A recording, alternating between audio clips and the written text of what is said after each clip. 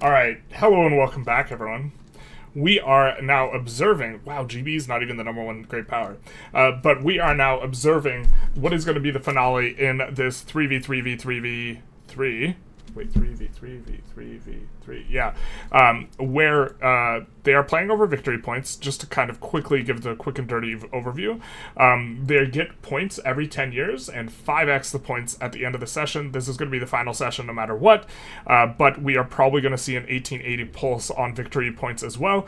The victory conditions are Sinai, Crete, Belarus, and you might be noticing a theme here. Great Britain owns all of these. Then also Holland, and finally Switzerland, West Switzerland specifically. So GB currently owns 4 of the victory points and has a massive army. However, things change a little bit as we reach into the late game. I do think it's very, very difficult for another team to win at this point. Close to impossible, but theoretically possible, especially if you get a very big dog pile and you get a sort of, 9v3 sort of situation. This becomes possible, I think. Looks like we do have a little bit of a lag. But as we enter the late game, we start to see kind of a competitive environment that we haven't seen previously, in the 3v3v3s I've hosted, because we've never reached this late into the game. And in particular, there's an emphasis on technology that I've perhaps been underreporting on in some of these casts. This is what the players sort of felt, kind of having both played in the various games that reached this late and also watching the cast, is they thought I was kind of underappreciating the value of some things, which is that GB is going to be landable, because when you land someone, you only use offense, right? And the battle is 100% offense. And in particular, there are a bunch of flat offensive penalties in the later game tech. We're thinking of chem weapons and flamethrowers specifically, giving plus 20 offense and bunch kill rate, plus 15 offense, and also NCO training will, boost up the offense a little bit, but we will also have offense from stormtroopers. But the main idea is that, if you're fighting all offensive, you can actually push in on one of these landings. Theoretically, it's possible. It is a little bit rough, though, and so we are going to be able to see if they can do it. Now, there's a bunch of stuff that you can do in order to force particular wars, force people into the wars, but Great Britain has been doing a good job so far of juggling truces, and if you have a truce, it's a lot harder to join on offensive war, but we might see players use violate sovereignty to force in wars. This is something I pointed out to the players during the interim, and it is something that kind of slipped my mind during the last cast. I don't think I mentioned violate sovereignty once, but the violate sovereignty interaction is one in which you can force people into a war, even if they are currently truced up with them. I'm not sure if violate sovereignty is in diplomatic demands, or if it's in... Is it in diplomatic actions? It is in diplomatic actions. But you have to have territory between you and the other person, but if the teams coordinate to pass around states, say... Commercialized agriculture is going to be good. Pass around this West Sahara state, where they will have someone have French Morocco. France, for example, is fighting GB in a 1v1, and then they passed West Sahara to an ally, force sovereignty on them, or what is it? It's not force sovereignty. It is force violate sovereignty. So what you do is France gives this over to Spain, and then they violate sovereignty on Spain to force Spain into the war. Then Spain passes it to another person, and they violate sovereignty to force them into a war. And we just do that repeatedly, over and over and over again, until, everyone is in the war, despite there being truces. And so there is ways that you can try and get around the fact that GB is doing a good job of truce juggling, because, as you can see, no one here can declare an offensive war against GB. And they have to get on this. And there have been a few metrics that we've been tracking. You can see here that we have been tracking construction. Construction will become significantly less important during this session. This session is not trying to determine, GDP size. You can see that GDP is taking a tumble for Great Britain. we're not looking to have the biggest GDP possible. Instead, we're fighting over victory points. So I anticipate players will really not add a lot of construction during this session. Instead, they might even be deleting construction and just adding military. So the number that we are likely to see really swell over the course of the session is going to be, the army power projection. We see 33k, and maybe, why don't we actually just swap this over to army PP? To be fair, this won't take into account naval PP. So maybe we need navy and army PP. Okay, so let's maybe reform this so we can get a little bit of a better idea. Yeah.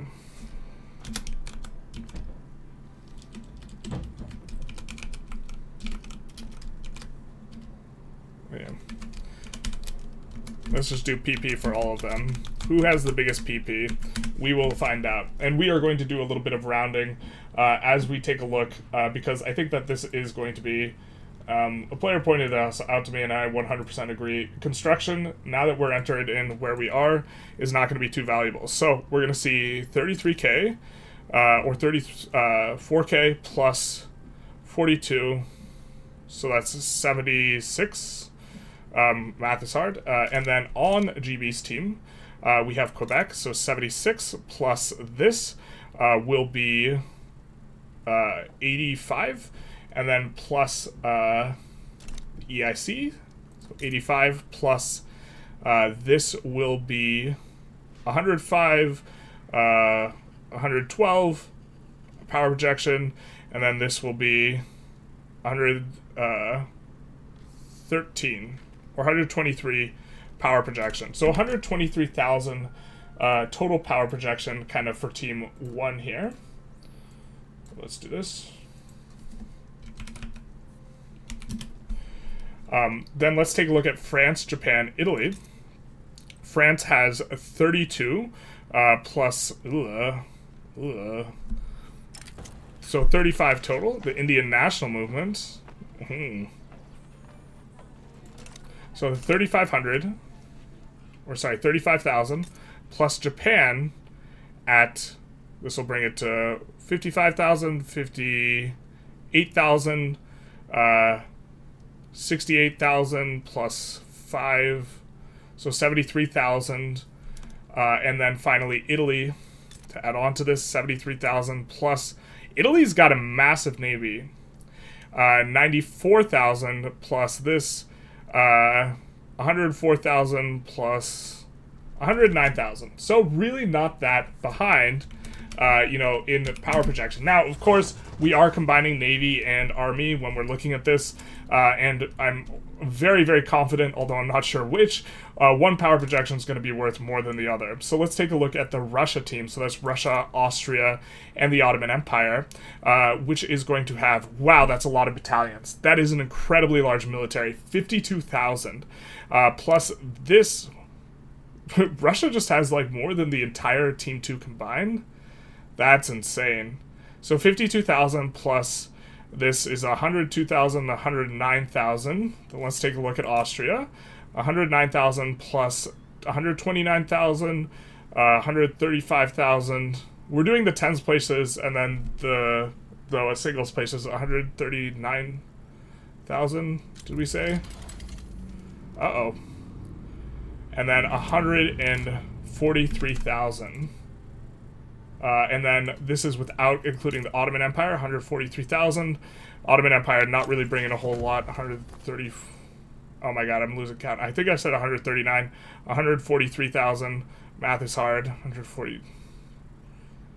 We'll call this 152,000. Although I feel like I messed up the math at some point there. You guys can flame me in chat. We're going to try and get this through before the end of this, but let's see what exactly they are conquering here. They're going for Midlands, Crete, war reparations, humiliate GB, and Texas.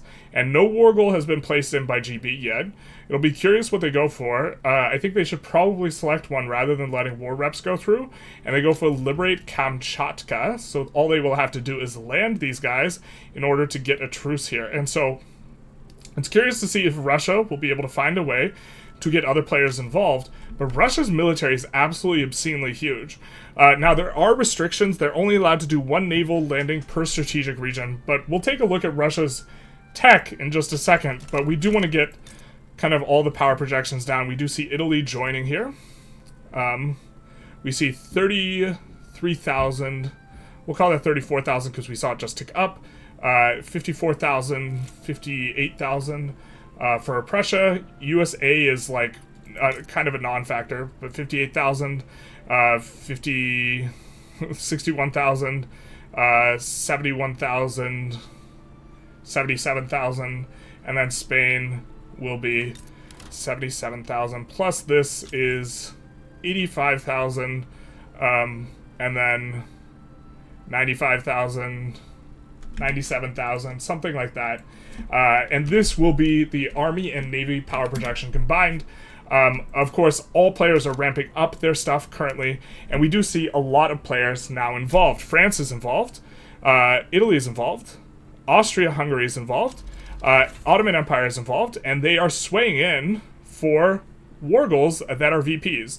We see Conquer Belarus in here, we see Yorkshire in here, we see Holland in here. Holland is a VP, and I believe each team is only allowed to take what is it? Each team is allowed to take 1 non-core province, I think, or 1 release per war. Texas, I think, is not cored. Crete is going to be an exemption from this, so this is allowed to be taken. But we do see they're going for 2 core provinces in Yorkshire and Midlands. Yorkshire and Midlands are going to, account for an enormous percentage of GB's GDP. We see 27 million here, and we see Midlands is actually the most economically robust out of everywhere. It is 85 million. And so together, this is over a third of GB's GDP. Which is quite a lot. Let's get the chat up. Damn Twitch. Went to commercial as you explained the rules. Damn. We hate to see it. Who do you play against in these multiplayer games? Are they other Vic3 streamers that you know? Like, is it curated? No, this is a community. I'm not playing and I'm not on a team. I'm just doing observing. I'm just casting. This is a community game from the Paradoxical Gaming Discord, where they put up a prize and then they asked me if I wanted to cast it, and I said yes. Who's the #1 great power then? I'm guessing it's going to be Russia, with the more ships. Russia has a lot of ships. Ships generally inform prestige more than anything else. Hey Aruba, how's it going? France is fighting death wars. They fought death wars every session so far. Yes. The dog pile does begin. We'll see. What are the mods on this run? They have a special mod pack that includes a lot of things that specifically changes the military a lot. A lot of percentage modifiers on the military that I think make landing a lot easier, because they stack additively with other percentage modifiers. Landing penalty is a percentage modifier, and so it is going to be a useful one for that. We'll see if, very, very importantly, I think that this looks good for Great Britain. And I know what you might be thinking, why would that look good for Great Britain? The balance of power is horribly against them. You see 5,000 regiments versus 2,500 in here. Why would this be good? We see German Empire side with Russia where? Not here. Oh, they did. We just missed that? Okay. But the main idea is here, they can only do 1 landing per HQ. And the question is how well is Russia going to defend Kamchatka, because all we have to do as Great Britain is land here, and you can see there's 152 stack along with 166, and other than that all they have to do is defend GB proper, defend the island, and there will be no way in. And so we are going to see some naval battles kind of coming to bear here. They are of course using a singular admiral, because otherwise you have to split the amount of ships you have, and as many as many as they can support in terms of ships. Notably, in vanilla, you can just spam light ships, and light ships is better, but considering you are restrained by the limits of your command, in terms of efficacy, you do want to be on half capital ships, so this is what the players are beginning. I hope you have more streams like that, more competitive MP. I like your comments a lot. Thank you. This is going to be... Well, so, to be fair, They could also navally interfere over here, but we see no navy defending this node, and this 154 stack, I think, is just gonna breeze through this stack. They are on trench infantry, but if we take a look at what's going on here in terms of offense defense, we have 134.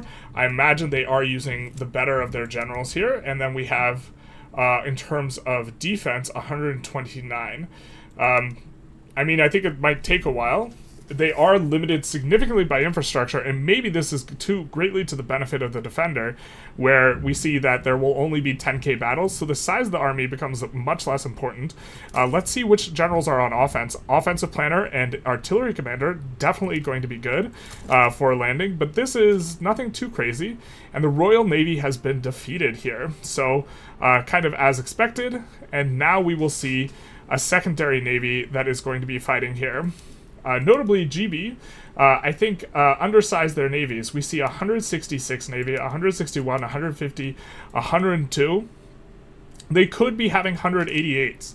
And this is what Russia has brought to the party, and so Russia will be able to, get stuff in, and maybe it is the fact that you have very, very big infrastructure. This is what controls the combat with, and maybe this is going to hurt GB a lot in the kind of landing base race that we have going on here, because, reasons. Now, let's take a quick look at Russia's tech.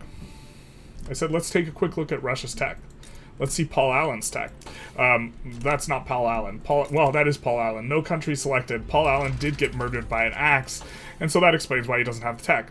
We see chem warfare is in for Russia, and in particular, this gives 28 flat offense, so this is going to be pretty good, and it gives a whole ton of kill rate.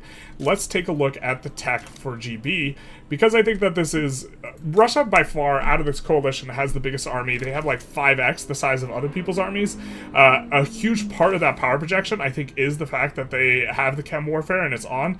GB already has chem warfare, and they have, some progress on some other stuff. Interesting that we see the pivot off of stormtroopers and onto battleships. I guess this is probably what they opened the session with, as things were brought in. Looks like they are defending kind of okay. We have the Marines, a 300 stack. We have the Italians defeating the British here. People are asking for military assistance, and the thing to monitor here is that GB has an insane amount of port connections, and if the players are pretty proactive about microing, they can micro GB down really, really hard. GB is also suffering some bureaucracy, so they are definitely in the difficult spot. But what I mean is, if you raid everything in between these two markets, you're going to have a bad time here. British market is starting to fail here, and almost all... or enormous portions of Great Britain's economy is overseas, and so we are going to see some very significant pressures on them in terms of the money. Taking a look at them, their overseas ownership, this is part of a UI mod, that's part of the mod pack that they're playing. 136% of their actual GDP they own overseas, and this is owned primarily in the EIC. Where did the 188 naval limit come from? Some kind of mod thing? I think it's modded, because I think 120 or 125 is max in vanilla, if you promote the general up all the way. But these players have also been farming this type of thing. So let's take a look. 188, we'll see that this is the command limit. Let's hover over it. Grand Admiral gives, instead of flat 100, flat 150. So this must be part of the mod trait. I think that this, and they are also in particular farming traits like arrogance so that they can have as big a navy as possible. I think that this is good. I think that from the perspective of this probably being good for the mod, because, that there's like a limit on how much can land and how much can defend, and this type of stuff feels horribly contrived. Chem in 1870, what did he rush through 300 Every single player just rushes Miltech in this metagame. Isn't that just the event that progresses army techs? You don't think it's a pivot? Well, 3.32k, nothing gives this, amount. Well, unless it's spreading to them. Which is not. 123 KMS. seems to be having a tough time. I can only imagine why. Why EIC and Canada players wouldn't be better for GB if they had the AI for those and had 2 other nations on their team. It was not drafted. They were predetermined teams, and then players could select which team / country they wanted to play on.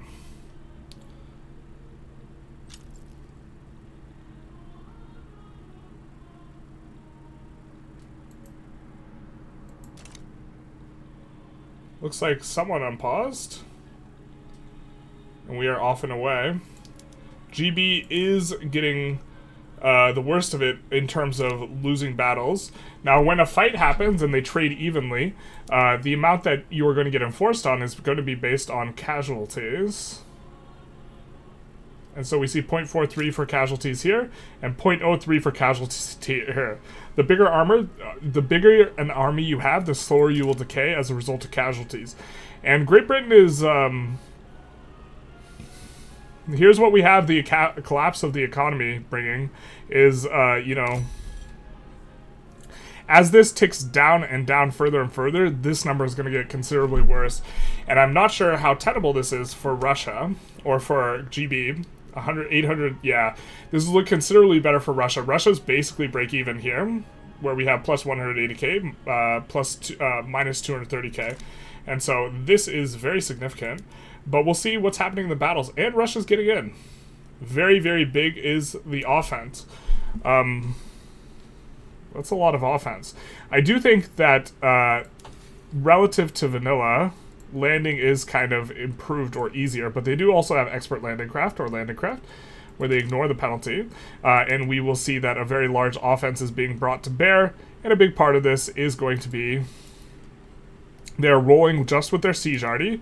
Important to note, it just grabs the most important stuff. So even though this is 50-50, it's only the siege arty that's getting into the battle and is rolling. So these guys will be the offense that is considered, plus 55 offense. But if we look at the mobilization options here, we will see several aspects of the mod, including a ton of percentage modifiers. And these percentage modifiers, very importantly, are multiplicatively effective with, you know, the flat amounts that we are getting off of the support equipment of the most importantly chemical weapons, which is giving 20 offense. And so this is going to make them considerably better on offense. And so we see they are also running balloons, they are running supplies, but the big thing is that flat modifiers are a lot stronger in this mod as a result of just how, you know, math works. Unless I misunderstand the math, which, you know, the truth hurts sometimes, but it looks like they're getting in with 89. So how is GB doing? And GB has been repelled over here. That's not good for them. That's not good at all. This is not what I was expecting this session. This was not what I was expecting at all. To be fair, I haven't seen as much of late-game multiplayer where you can really leverage stuff like chem warfare and or flamethrowers here. So what we are seeing is kind of a little bit of a dividing up of various things that are... You know, if GB gets enforced on, now what happens here? What are the consequences for the teams? Well, we will see Belarus go over to the team with Italy on it. Let's pull up kind of our thing so we could see a little bit better. The team with Italy on it. So this is going to go over to team 2. And this is the real reason why I think it's hard to make GB lose, is because GB is already ahead in points, or their team is. And this is going to go to team Italy, right? This is going to go to Team Russia, Holland, and these are 2 of the war goals, and these are the only 2. This will leave Great Britain with 2 victory points still. So, status quo, even if GB loses this war, they will still win, and we are going to have to see, in that case, 2 major wars enforced on GB. But also, you not only have to pass up GB, you have to somehow get yourself to 2 to 3 victory points in order to win by the end of the session. And so this means they'll have to fight each other if they want to supplant GB, and GB is just going to try and defend, you know, as best they can. Also, in here, everyone can get enforced out except for Russia, right? There are no war goals. If the war goes long, there are no war goals on, say, Germany. So Germany can get enforced below 0 and will tick down if the war lasts long enough. So if you can prevent this from happening, and it looks like they can't, It looks like the landing is afoot and the landing is in, so we might see an enforcement, or we might see a whole bunch of landings behind in order to reclaim this. Or if GB is too slow on the uptake here, I really wish that there was a way to auto-assign when a landing hits in for both sides, both the landing side and the other side, to auto-gain a front. But we are likely to see another landing come in. Oh, look at this. 600 stack fleets. Now, I assume this is with 2 admirals, or 2 300 stack fleets, really just full occupying this, which would prevent a GB landing behind. A 74 is a very, very stern kind of thing here. We see USA is having trouble with USA is just having struggle. They've gone from having Canada as their hat to having, you know, the United States doesn't have Canada as hat. They have Quebec has the United States as some pants, and so that's the state of affairs here. We do see Japan going for a return on Kansai. I'm not sure I like this. Because you are burning your truce for what? Returning Kansai? I mean, GB's probably not going to defend it to too strong an extent, but maybe they just decide to lose this war, and then they decide to rough up Japan. This probably would have been the way to approach this. There isn't anyone in here with Japan, and so they could have peeled off another state off Japan, something like this, and just decided to cap this war. But that's kind of hard to do. You know, hard to decide in real time when to throw in the towel. But we do see a very, very kind of quick landing here in on GB. But you have to push this. You can't just stall this out. So GB still has a chance if they take the war gold, the 1 war gold they have. We see 1,000 battalions from France. So it'll be actually kind of curious. Let's take a look at the conscript situation or the decree situation. Are people scraping the barrel here with the conscription effort? And it does look like Russia has very significant amounts of conscripts in. France has a very large military currently, so let's take a look. Are they scraping the conscripts? No, they're not, but they are getting these battles in. And it looks like these are generally favoring the pushers right now. They're just on defense, but you do have to push all the way to the home counties. Very notable. And here we will see... Well, if GB is not going to land their war goal, then suddenly there's a bit of a different problem, right? If GB would repeatedly try and land here, they probably would have a decent chance. And actually, this HQ, is this HQ undefended? A little bit of a miss. Looks like some money's been transferred from Italy. But you can land here. If I'm not mistaken, when you park... an army in an ally's HQ, it will no longer defend against landings on yourself. So Great Britain could land here. The ever weak, Achilles heel of Russia enforcement is in Siberia on the east coast, but we don't see a landing coming in here. And this is kind of a weird sort of heads-up play. Technically speaking, this state should have probably been transferred over to Kamchatka so that, you know, it's easier to defend against the naval landing, but fair enough. I could be mistaken about that, but I'm pretty sure last I checked, that's how landings work, which they shouldn't work like that. You should just be able to defend the entire strategic region, but you can only defend the strategic region of the country with your army is parked in, if I'm not mistaken. So there is a vulnerability here. Technically speaking, the UK would get in instantly over there. Looks like France is also at the verge of bankruptcy and is getting a very, very significant convoy issue, and let's see who all is in their market. They are in the Italian market, so this is particularly bad for them. Looks like Japan's market has been freed. Looks like the British market is completely toasted. Like if you take your toaster and then you push it down and you click toast, and then it comes back and you're like, wow, that looks pretty toasted. And then you click it down again and you're like, wow, that's really toasted. And then you click it down again. That's like the market right now for GB. This is like 0 access, right?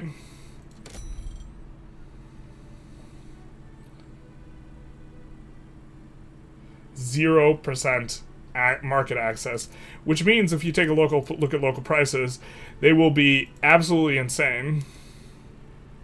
We'll be having shortages everywhere, and this is just going to straight up collapse the economies. So it does look like they make use of convoy raiding. Unfortunately, EIC's convoys can't be put to any sort of use, and it's just based on GB's convoys, and they are getting raided into the lower stratosphere. Look at this raiding on the English Channel that is occurring.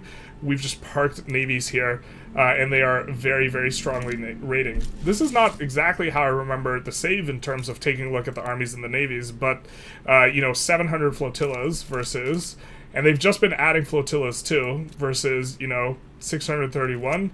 But the problem is the way GB organized their navies, we have a bunch of smaller stacks, like, instead of the absolute max stacks, to try and win these battles initially, and after losing the initial salvo of battles, this is the rating that you get. And it is particularly negative for the other teams. Every team that is not Team 3 has the significant problem in that their market is not contiguous, so they're very vulnerable to convoy raiding. So this, for example, the market over here, the USA's German market, is probably going to suffer some difficulties. The Italian market is suffering some difficulties, but the Russian market's just fine, independent of any amount of convoy raiding that occurs, because it's all contiguous. So this is a very significant advantage for them. I think in theory, GB should just give EIC their own market and try and sort everything out through trade, but that's really hard to do, practically speaking. Looks like the landing is coming in on the home counties, and that GB managed to get something done. I don't know if they pushed them out the natural way, or if they re-landed behind. I think I kind of missed that. But it is looking like they are now defending in the home counties versus landings, and the question is are they going to get in time over here? What's this?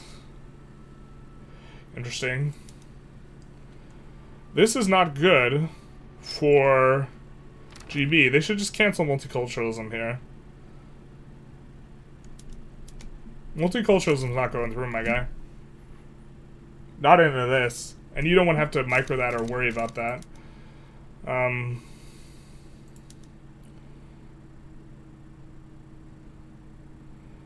don't know why GB started this war. That's a little bit of a curious one. Are they trying to get a front over here? That must be what they're trying to do. That is very cute. I don't think it's going to work out for them. Because they're not actually assigned here. They just parked their army here, but they're not assigned to the front. Whoa.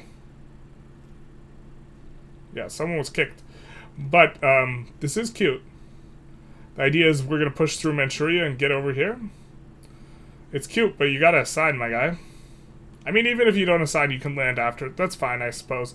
They're trying to micromanage a lot of stuff, but it is a little bit sweaty. Crete is a victory point. Yes. This is getting pretty sweaty. It is. I'm trying to keep up with the action, more so than the chat. But that is a cute pivot. The declaring war on Qing, it makes a lot of sense. I think if you couldn't land here, because landing here would be preferable, this would definitely be the play, right? You just push through here. Or you don't even push through here, you actually just land up in here, and then put almost everyone on the front, or try and get two guys on the fronts. Looks like Japan is going to be claiming back their stuff. We are, of course, waiting for a player to rejoin. Didn't GB have like 500k GDP? They had a lot more GDP, not 500k, like high 300s, but the problem is they are reliant on stuff that's in the EIC. And here's that situation in terms of the market. So, yeah. The victory against Kamchatka was forged by the dead thousands of Chinese. Yeah, so this is... Looks like the other players are back in, and they're off and away. We're not in control of that at all, but this does seem to be the idea.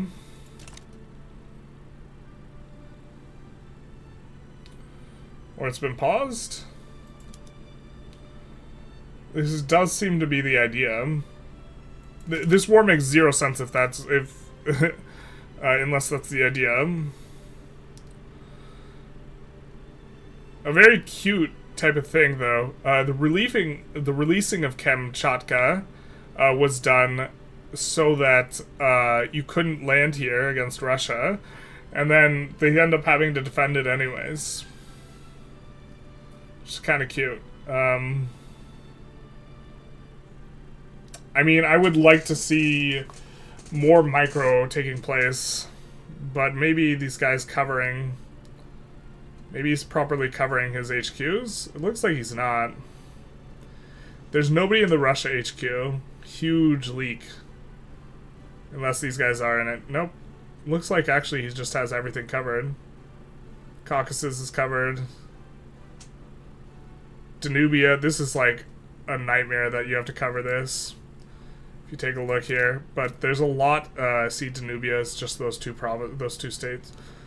There's a lot to cover, but looks like he's doing a decent enough job covering the strategic regions, and then this one in the backside here. Though. I didn't realize they were tip to tip here. So the EIC can also push into China and into Russia through there.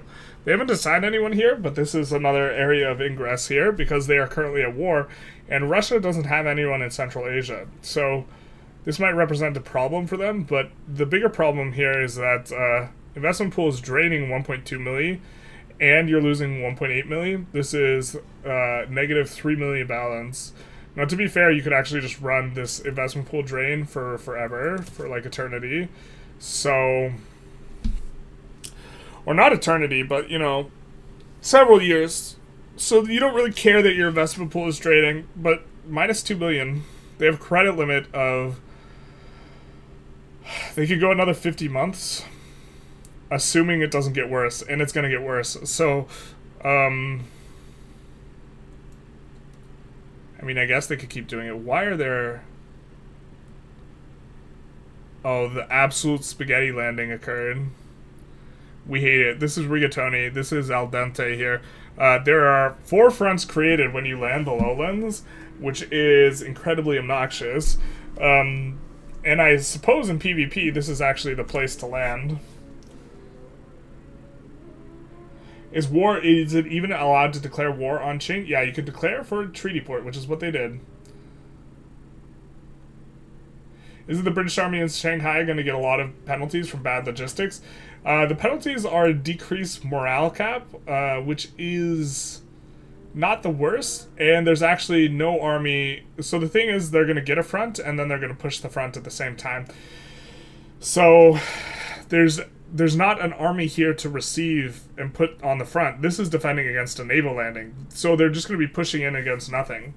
And so, but eventually Russia will reassign this type of thing. But they only have to enforce... There's an asymmetry here. In that this is the only war goal. And so also all the allies will get enforced out eventually.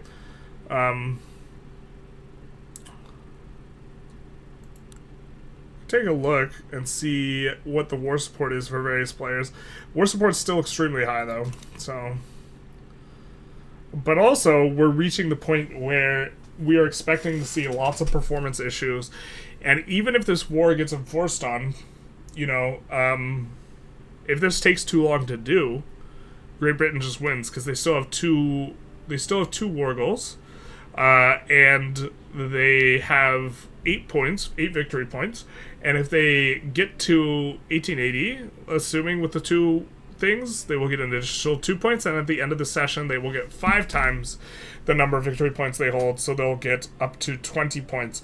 And no one can catch them with 20, let alone the fact that the teams that are peeling off victory points, there will be 2 victory points on the Austria-Hungary team, and because they also have West Switzerland already, and then there will be victory points on the other ones. So you see, this is just like an absolute nightmare, though. The troops are there, but this is just spaghetti micro here. We're gonna see who can ravioli. This is where men are made. They're not. You think they're made in the trenches of Normandy, something like this, but they're really made in the kitchen, right? We should bust out that Guy Fieri wig because it's really just about how hard you can rigatoni when someone else is trying to gnocchi, and of course they do get rigatonied here. They got the land again, but it didn't matter because GB could assign to the fronts faster than the landing could assign to the front, and so they get enforced out here. And so this is, GB said, "What are you doing? Gnocchi, that's not even pasta, that's potato." And then they promptly, sent them on their bike, to go home. But this really big offense disadvantage is significant, and we'll see if GB is able to do some stuff. This is the plan. This is the strategy. If Team 3 is unaware of this, they're just going to get absolutely rocked, because if they don't assign... So here's the thing. Russia has a bigger army, but GB might be cooking better pasta. You know what I'm saying? It looks like we have this navy... Oh, actually, maybe Russia's the pasta man here. They have the navy prepared to prevent this landing on however this is pronounced. And to be fair, the length of that pause really, really hurt GB, because this was kind of a sneaky strat. When you're being sneaky and then someone drops from the game and then you pause for forever, you do get some time to scope this out. Although, I guess the navy was probably had to have been here a little bit beforehand. And so maybe Russia just has everything all under control here, and is defending the one way in which they lose, which would be a landing here. But it's yet to be seen if EIC will do something over here. Because things can be done. Them things can be thangin'. You know what I'm saying? I don't. But negative 52,000 convoys, that's almost all the convoys. At this point, you just release... You have EIC ask for market independence, because this is catastrophic. You don't want this. This is just so bad. And you have Canada ask for it as well. Of course, that's more on the EIC and Canada, I think. I think that's more their responsibility here. But we do see GB defending valiantly. The one thing they have to not let anyone in on is going to be the home counties, and they're also succeeding in that so far. Although, I think the Lancashire, and I'm not sure why you land in Wales over the home counties, exactly, unless it is a consideration due to the amount of infrastructure in each. And maybe the amount of infrastructure, yeah, it probably has to do with infrastructure. So we have 600 infra here, and we only have 100 infra here.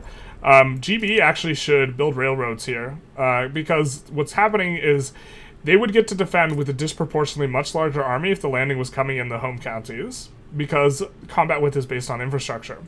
They are landing over here because this place has the least amount of infrastructure, which means that the battle sizes are going to be more roughly equal, which is to the benefit, I think, of the lander, because they're landing in on like 1k troops, and they're landing with 150 stacks or whatever.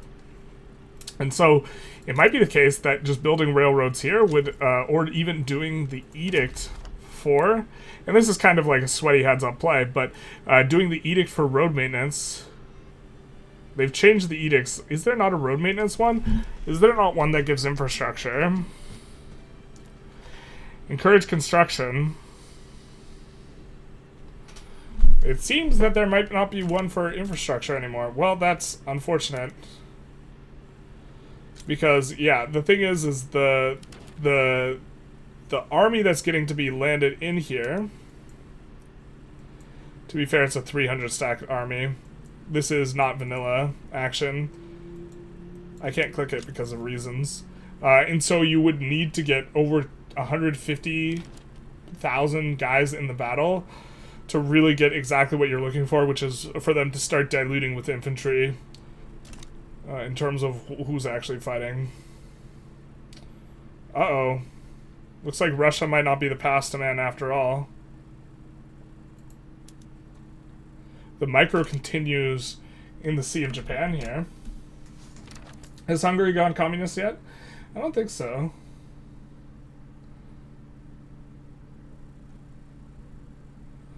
Russia can declare for Manchuria as per the rules? Yes. Now doing ethno-state instead of multiculti, that makes a lot of sense. Or racial segregation in order to get rid of the movement. Two naval invasions next to each other is somewhat broken in Wiki 3. Yeah, you're only allowed to do one naval invasion per team per strategic region. So this is, by the way, why they are not microing a ton of these. And there's 2 strategic regions for Great Britain. And so far, despite having, the balance of power is catastrophically against Great Britain, in terms of thinking about it from this compared to this, and this compared to this, right? They have only like 60% of the ships. They're still able to defend, and this is by virtue of them being an island. There's no way if this war was against Germany and Russia was invading Germany, that there would be any chance of Germany like holding on like this. But the problem is like, all right, you're landing here. Are you gonna spaghetti instantly? The invasion's stalled. The invasion. This is also very cute little interposition by Quebec, bricking the landing for at least a little while, and we will see who wins the pasta war here. It's looking like GB loses the pasta war. Oh, this advance is going to happen so fast. No one's getting to this front. We're going to get spaghettied. They're going to push here before people get on the front. Oh, no, maybe not. Maybe not. I take it all back. But yeah, you have to keep a really heads-up eye on this. Looks like they will be just capitulating to Japan here. And just taking a look at what's going on over here. Not sure what the plan is here. They are landing against Japan. Does Japan occupy this? Looks like they do. Interesting. I guess that's to prevent GB from having a jumping off point.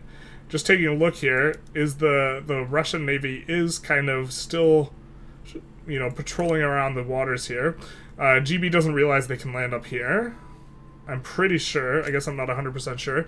Minus 2.6k milli here is GB, and it's possible that the economic damage of this is just too significant that you actually don't want to be in this war for as long a period of time, and you should have capitulated. If this war is a loss, and this is something that's very hard to do, if this war is a loss, then you should capitulate it sooner rather than later. It looks like they are maybe pushing Germany out of here, though. And they, again, do not have to survive for forever. Let's take a look at what the situation is here. The war support for France and Italy, for example, is starting to decline. It's still quite high for Russia, but if these guys can just decay down to 0, so it is going to be a thing. Is Britain being taken down, Pog? They are being taken down by an extremely large Russia army. Russia has by far the biggest army. Let's take a look at Russia's economic situation, because I think that they bankrupt after GB does in this world. Yeah, they're fine. They're super chilling. They might not. They actually might be on a trajectory where they just never bankrupt anyway. I think that they had like 2K construction, so I think they deleted construction as well. GB had 2K construction at the start of this episode, I think. And I mean, they paused it. The thing is generally you shouldn't pause construction. You should just delete it very often. So they should be winding down construction. But really, this is, yeah, okay. So finally, they do end up, releasing the market from the EIC. So now the EIC is not in cataclysmically bad trouble, but it does mean that the price of everything in the market's going to be really, really severely, it's going to have some problems. Not used to running this UI, but you could see that they're running shortages of everything that was primarily been supplied by Great Britain, and also they will have huge gluts of all of these goods that are more agrarian in nature that were being grown in the EIC and shipped back to Britain. They're being grown in the EIC because, GB enforced on in the Japan War, so they have to give up Kansai. A little bit of a win here for Japan. But they are being enforced, you have very significant bonuses here for plantations and agriculture, so this is a reason that a lot of it gets built overseas here. And we do see this is not good for GB. They're getting pressed on multiple fronts now. And after each Navy landing gets in, they can start another one. It's capped 1 per team per strategic region, which I think is to the benefit of GB in a general sense, but it's looking like GB is going to have a hard time holding on.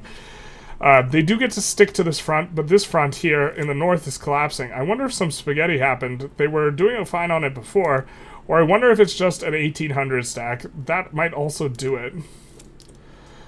In theory, these players should be splitting to occupy all of Ireland, because this is more than doable, but we do see the gnocchi come in for, the not Great Britain team, and so we see, I'm curious to see how this gets split up. Looks like they get split, unfortunately, away from their capital, so they get split on this northern front, while the Russians get split on the southern front. So this probably just means a loss for Great Britain, because they have to try and get back onto the other side of the front, which, as you can see, involves leaving, wrapping around, and then moving over here, I think. Is that what the UI is telling us? And so they get a really unfortunate split here of spaghetti. They should have stuck their fork in it and twirled it. Instead, they cut it you don't cut your spaghetti. And so this is probably enforcement on GB. However, GB is still in an excellent spot to win the session, unless you are going to be creative about truce breaking. Because we're already 1 hour in. We're 1 hour deep. I guess we're only 45 minutes deep. We're supposed to go for 4 hours. So maybe this is doable. But we are going to have a truce with Russia. Now, you can get creative about truce breaking in various ways, using violate sovereignty, but we haven't seen players use violate sovereignty once. Looks like they're losing their treaty port on Great Qing. Or are they? It's occupied, but it's occupied by Japan, so this is a little bit... Oh, it's not occupied by Japan, and not anymore. So, at this point, I think, as GB, you should just concede the war, because you're going to get enforced on, and the longer you avoid conceding the war, the worse it is for you. If they're not on laissez-faire, and we haven't seen players do this at all, but if they're not on laissez-faire, they should actually just delete all the buildings in Yorkshire and whatever. But they are on laissez-faire, so they can't. They should still delete whatever they can. They also do have... Oh, they have a revolutionary movement anyways, so they can't delete anyways. But in theory, if someone's about to take all your stuff, you just delete it all. But yeah, this is going to look like an enforcement for GB. And GB is going to be very vulnerable in 5 years. But we now have a situation where Team 3 is going to have 2 victory points, Team 1 is going to have 2 victory points, and Team 3 is behind. So Team 3 still needs to pick up another victory point off of Team 1, but convincing the other teams to help you out in this endeavor should be a more difficult proposition now that the tides have turned, and things are looking a little bit better for Team 3. But still, Team 1 is in the lead in terms of scoring, specifically. We see Belgium get released. Was that a bricking of a war goal? And you get enforced on. I should just capitulate sooner, but it's fine. It's not too big a deal. We get claims everywhere as GB. And this is going to start looking a little bit better. We'll eventually snake back the market, but now you don't have the defense of the island position anymore. And in particular, huge pickup for Russia, getting 20 million pops here, and also 62 million GDP. It was 80 million before this war started, but take a look at, look at this. And of course, the debt situation is untenable, completely untenable, as a result of, losing your two of your most economically lucrative states, which include 123 KMS. It must be the Great British player leaving. He's off to do something else. Yeah, this is... I still think Team 1's position's okay here in terms of winning the prize. But I wasn't expecting the landings to go so well or that well for Russia. And so I guess we are kind of, seeing some of the power of chemical warfare. I wonder if it's the case that... See, here's the thing. Vanilla concrete fortifications actually gives a decent amount of defense. In this mod, there's so many percentage modifiers that a percentage modifier here is not particularly useful. So the only way you maybe could have tried to defend is by going for squad, but you go up to 50 defense. If I'm not mistaken, Trench already has a lot of defense. It might even have 45. So the moving up to 50, they have 40. I guess you could have maybe prioritized NCO training as GB over a chem warfare, and maybe this makes the war more winnable. You could have built infrastructure where you were getting landed. I think that building railroads there proactively maybe helps out a little bit, because you're able to get... there's a limit on how many units can land. There's not a limit on how many units that can defend. And so maybe this is something. If we take a look at decrees, it's possible that they could have conscripted more, but really difficult with the economic situation, especially as like the convoy rating was brought to bear. If they had released the EIC's market a lot earlier, it would have been a lot better, but they didn't. But it is a little bit of a thing. But we are saying players drop like flies now. And so the question is can you last another 5 years to a war? And can you, as Russia, somehow convince the other teams that you're not the problem now? Because Russia's absolutely the problem now, right?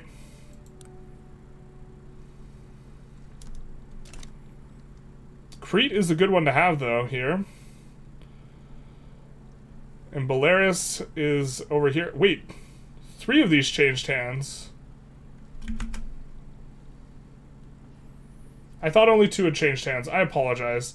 So Italy is on whose team? So Team 2 got one, in Italy getting this. Team 3 got a war goal, or a thing, in Holland. And Team 3 got 2 by also getting this. So now Team 3 has 3 victory points. I might have misunderstood the rules packet, or something was... I didn't realize you could go for all the victory points in one war. No, I did, but... So now, as the status quo holds, Russia, Team 3, will actually be winning.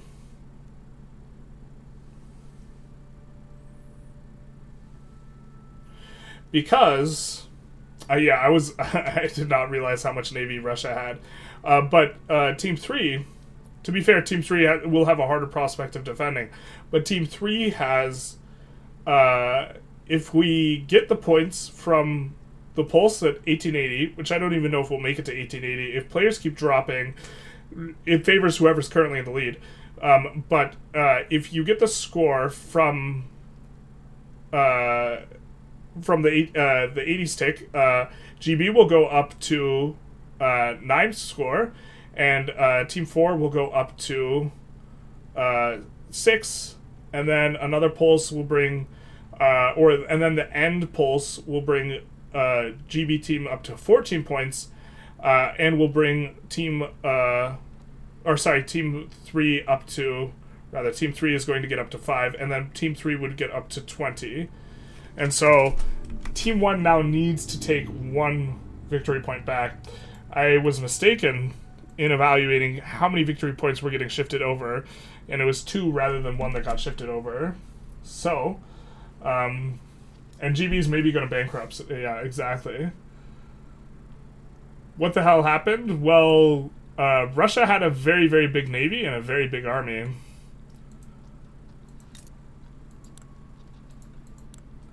And if you look at the power projections, 60k, 66k, it was considerably larger than GB, and really kind of a bigger portion of like what happened is chem warfare, it seems once you get this, makes it so that the landing is now favored by the attacker.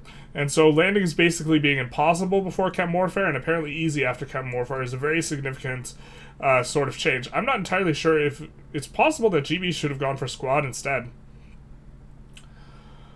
which is kind of a curiosity. But if they had gone for squad instead of chem warfare, they wouldn't be able to land as well, but they would have been able to defend their advantage a little bit better. Just got home from work? Uh-oh. You've worked 7 of the last 9 days. You're exhausted? Oh, no. Well, I hope you have tomorrow off. That's the American dream. You gotta work to see those results. The American dream, I believe, is working to see what results. Greenland won't conquer itself. Ugh. What are the 3 victory points that they hold? Team 3 is holding on to West Switzerland, Holland, and also Crete. All 3 of which are victory points. 3 out of 5 of the victory points. How many people are still playing? There are still 12 players. 400 million on GDP on Russia is insane. Yeah, this is significant. A big portion of this GDP has been acquired as a result of taking over, the 80 million GDP state here, which has gone down to 67 for various issues. I wonder if the devastation is contributing. The lack of infrastructure, would not be surprised. Are we a negative infrastructure? We are. Oh, no, wait, that's tax capacity. But yeah, negative infrastructure, very significant negative infrastructure, in fact. And if players keep dropping, then this is a win. Actually, wait, if you don't have the pulse, let's check the score. If you don't have the pulse, then we will see... wait, someone dropped and we're not paused? I mean, I'm trusting the players to keep everything... I'm not officiating this, but if the session ended right now, Team 1 would get 5 points for controlling 1 victory point, so they would go up to 13 points, and Team 3 would get 15 points, and so they'd go up to 17 points, and Team 3 would be the winner. But yeah, they had a way bigger navy, and they had help. I'm not sure... As the other teams, you have to be a little bit cagey about the way you negotiate, like, the dogpile wars.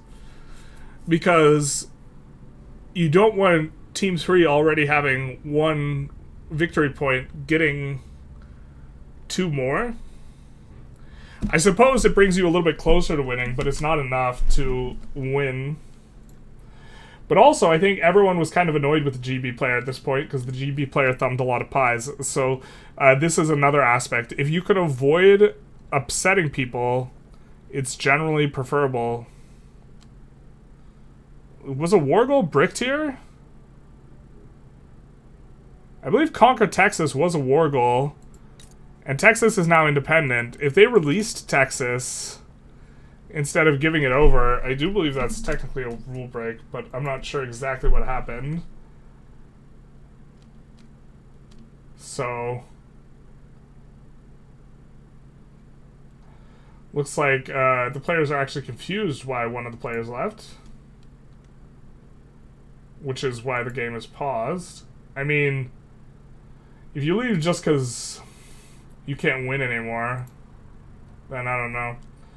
Can you check the names of the blocks? Oh yeah, that's cute. Because a couple of them were like, GB already won. I refuse to believe it's Jover. They went from it's Jover to I refuse to believe it's Jover. Still GB won for the German block, which to be fair, did have the AFK USA player. Or as we like to call it, Canada's pants. Can't release Wall in Wars anymore, so I don't know. We have another player attrition out.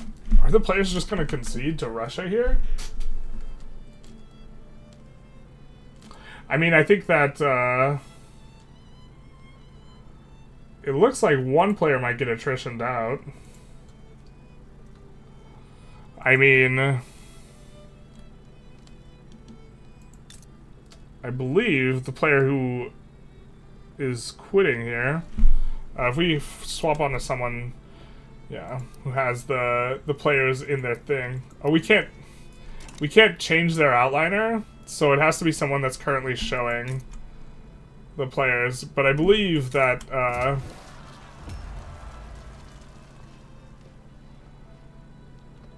yeah, the person who's gone is the USA player. So, and fixing this isn't fun. You have to delete a whole ton of construction. It feels really bad. But you have a revolution brewing.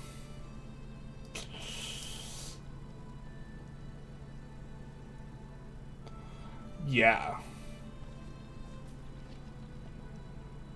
The supremacist movement is brewing in the north, guys. This is the worst timeline.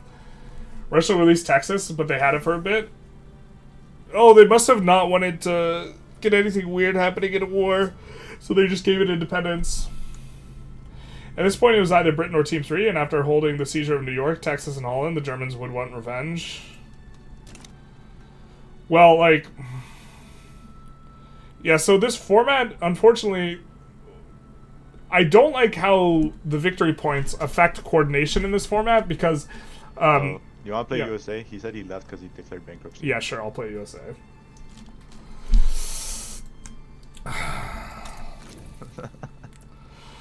Alright, how do I switch? Alright, chat. The nature of things are going to change a little bit. I'm just going to keep this running so that we have a full game. So, where is... Could you guys... assume you guys could hear them. Well, another player left the game.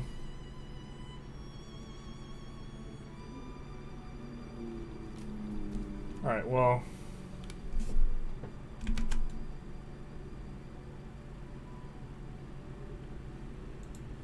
I apologize, chat. And overhaul them. Yeah. So, what's going on? Another player left.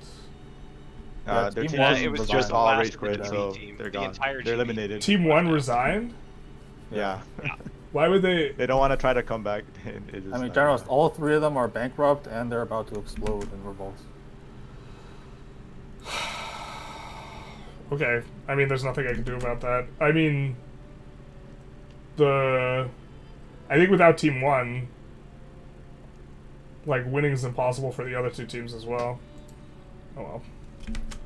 Okay. No, like, I mean, they're only like a couple points ahead, but the rest of the teams are all have the same amount of points. Yeah, but the negotiating it diplomatically, who's going to get the VPs though, when you try and 6v3 is like a task. We already divided this. Like, each person gets one VP. We got one. Team 2 gets one. Team 4 gets one. Alright, so did we just agree not to touch Sinai for the rest of the game? No, of course we don't agree with that. It's AI. What do you mean? I mean, they started as AI. No, I mean it's technically under Ottomans. So. I mean, Tyron, you're gonna honor our agreement to only fight Team 2, right? Going with the prize money, if you win. Alright, I don't know exactly what's going on, other than I'm on USA, and Team 1 rage quit. Seems like this is falling apart after this war. I'm not clicking anything because it's unpaused. Call it. We could, like, call it. I mean, like... So, okay. Just kind of evaluating what's going on here. There are 3 VPs on Team 3. There's 1 VP on the team with Italy, which I think is the France team. I think that's Team 2. And I have this horrible economy going. Okay, so the first thing is we shouldn't have gone multiculturalism.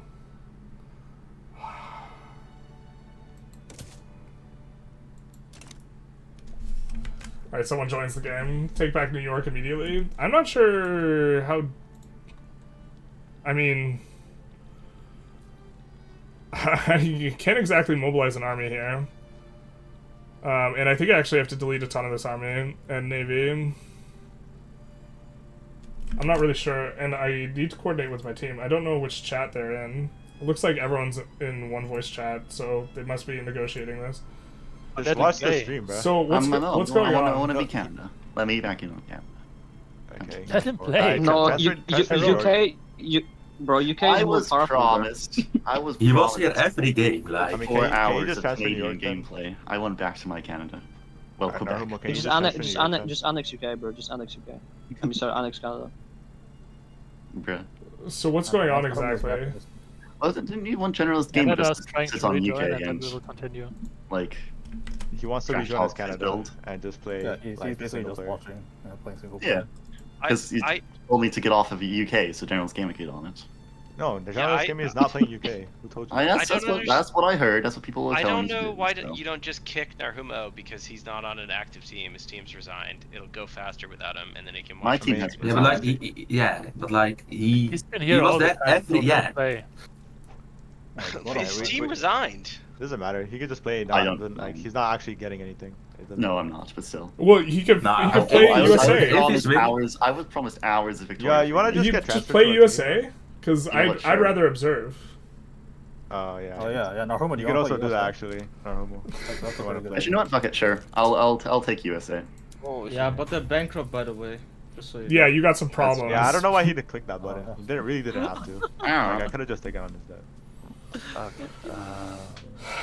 Because that Simplifies things. Hawaii will be proud, actually. Hawaii will be proud. Yeah, Xiaobi's dreaming right now. He's putting in the This is Hawaii's dream game. Everyone's going bankrupt.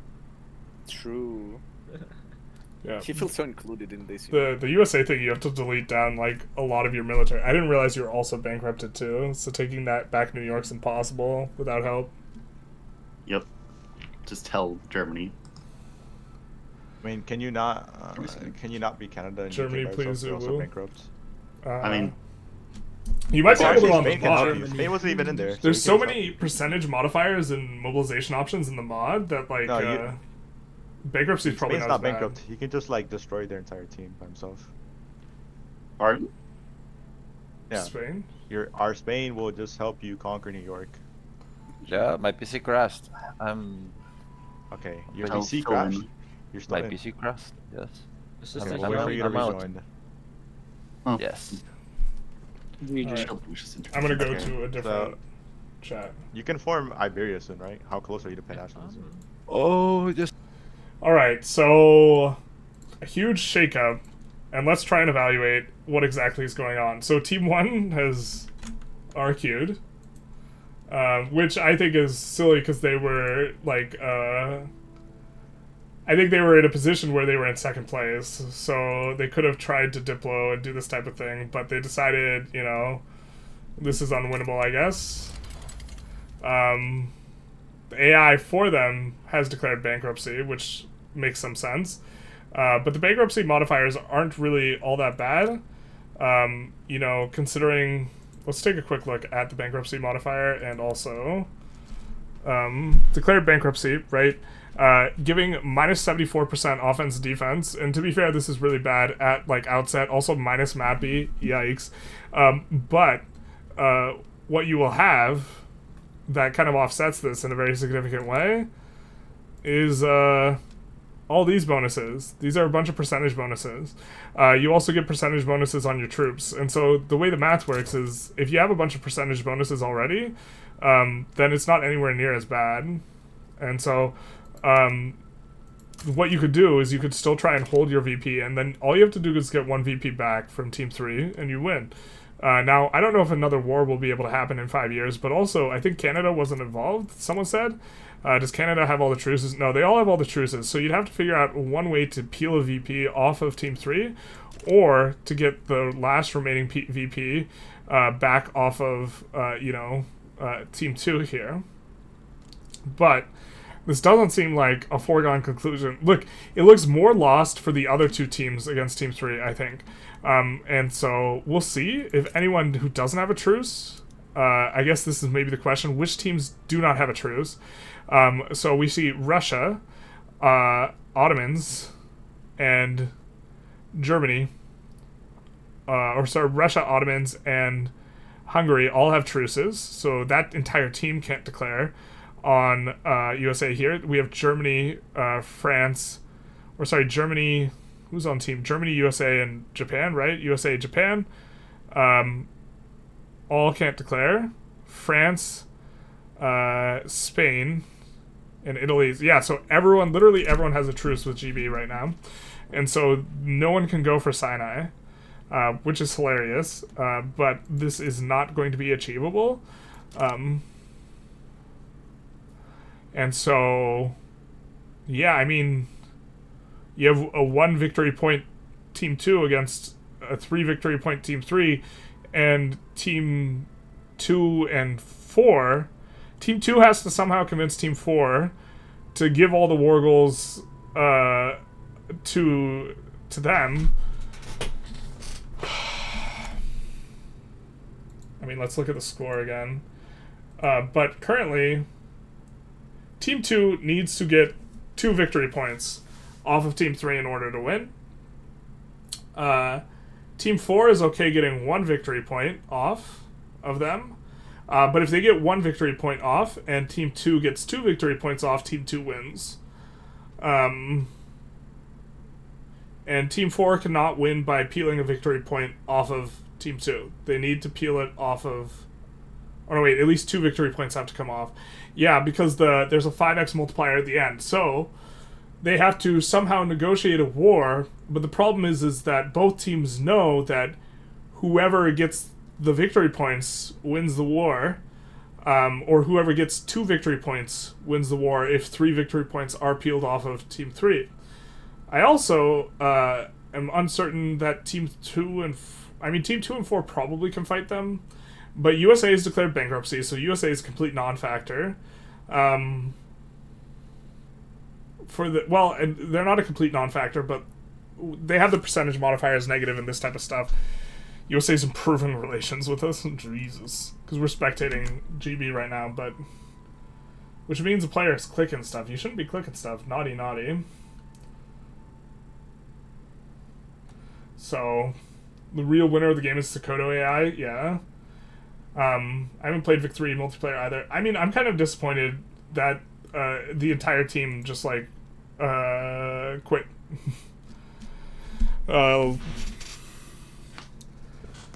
It sounds like they need to have some kind of participation deposit, give the host $5 that you get back once the game is concluded so that no one rage quits. Well, I don't think that they should necessarily have that, but it's like,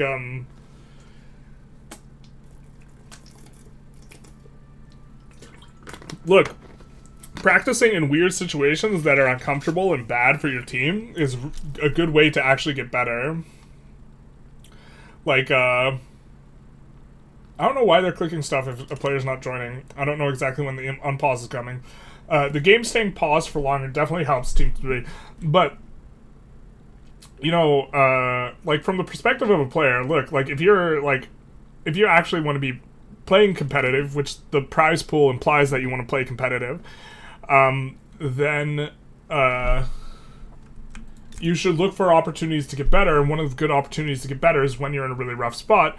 Team 1's kind of in a rough spot because they've lost GB's very significant advantage, and so they should be trying to figure that out rather than just, like, folding. But I guess it simplifies the entire discussion of how exactly they're going to try and fight Team 3 now. Otto should not have joined unless they could get Sinai. They should have started another war and secured an interest. Yeah. They're definitely getting banned from future games. I don't know. It's difficult to get a bunch of players together for multiplayer. It sounds like they're regulars and they're part of the community. I don't really know the community that well. I kind of doubt that they would get banned over this, but I don't really know.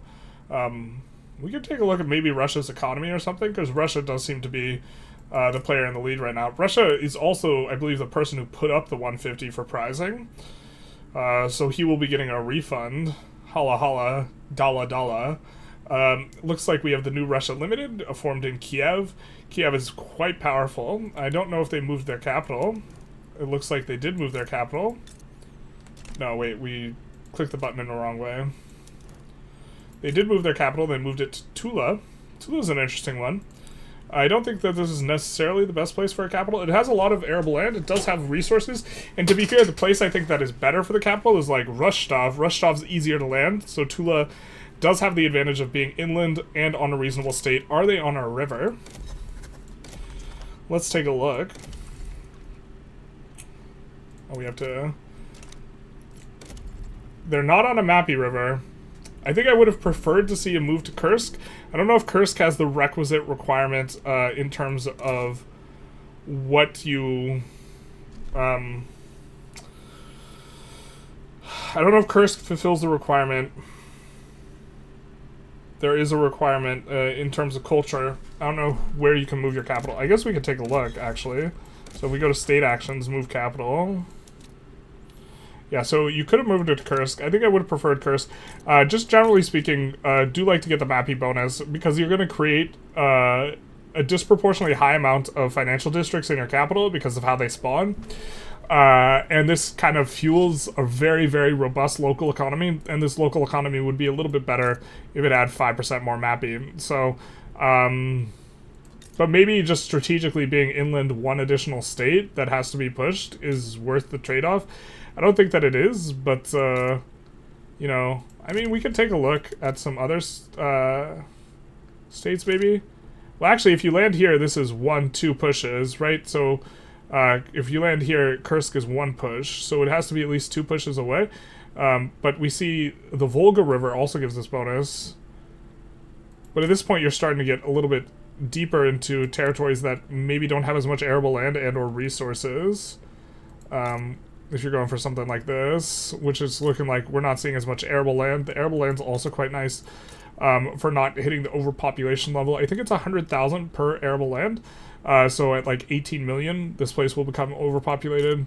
And, you know, here it's like 8 point something million. If we look at the population of Tula, it would be over that cap, so you would be getting penalties. But forget if the penalties are birth rate penalties, or I think it's a birth rate penalty. And so it would have been a little bit worse for Pop. Conspiracy time. Russia threatened the UK team to just rage quit so he could get his prize money back. Ayo, except he has to split it with his teammates. Russia rigged the game so that generalists would cast the game. This is the real way. Just say that there's money on the line and then there's not money on the line. I mean, if we think about the profile of... So GB was apparently bullying and siding in a whole bunch of plays, and in my opinion, probably fighting more wars than they should have. Well, we don't necessarily need to analyze it psychologically. I think that, in general, they were probably fighting too many wars relative to what they should have been in order to try and win. And what they needed to do, or like avoiding the 9v3 is desirable. Of course, players have 1 week in between to negotiate, and everyone realized that they had to 9v3 GB. But I think that this is also why you might not even want to secure all the VPs ahead of time. You might want it to look like a bit something that's a little bit more close, because you put a target on your back and you want to just eco up, you know, quietly, a little bit like maybe how Russia played, where you don't have the target on your back going into session 3, because session 3 is the most critical session. The reason...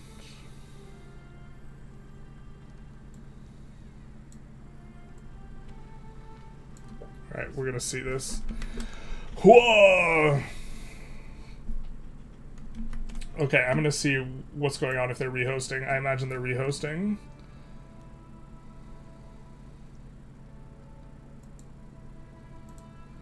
Is this a rehost? Yeah, someone decent, so we're rehosting. Okay.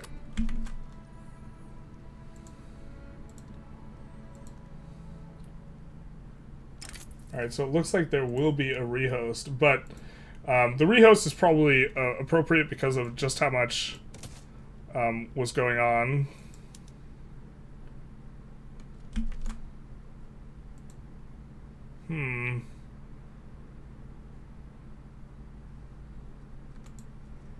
Let's maybe...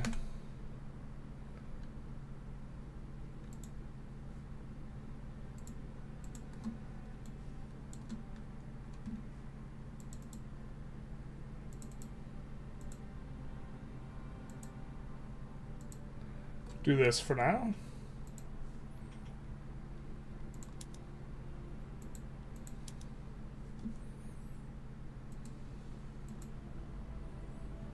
And then come back. Desync at a Victoria game feels very old school. Feels like the norm. Don't worry, everyone gets to see the sweet nothings of the loading screen. To be fair, big fan of the loading screen art, but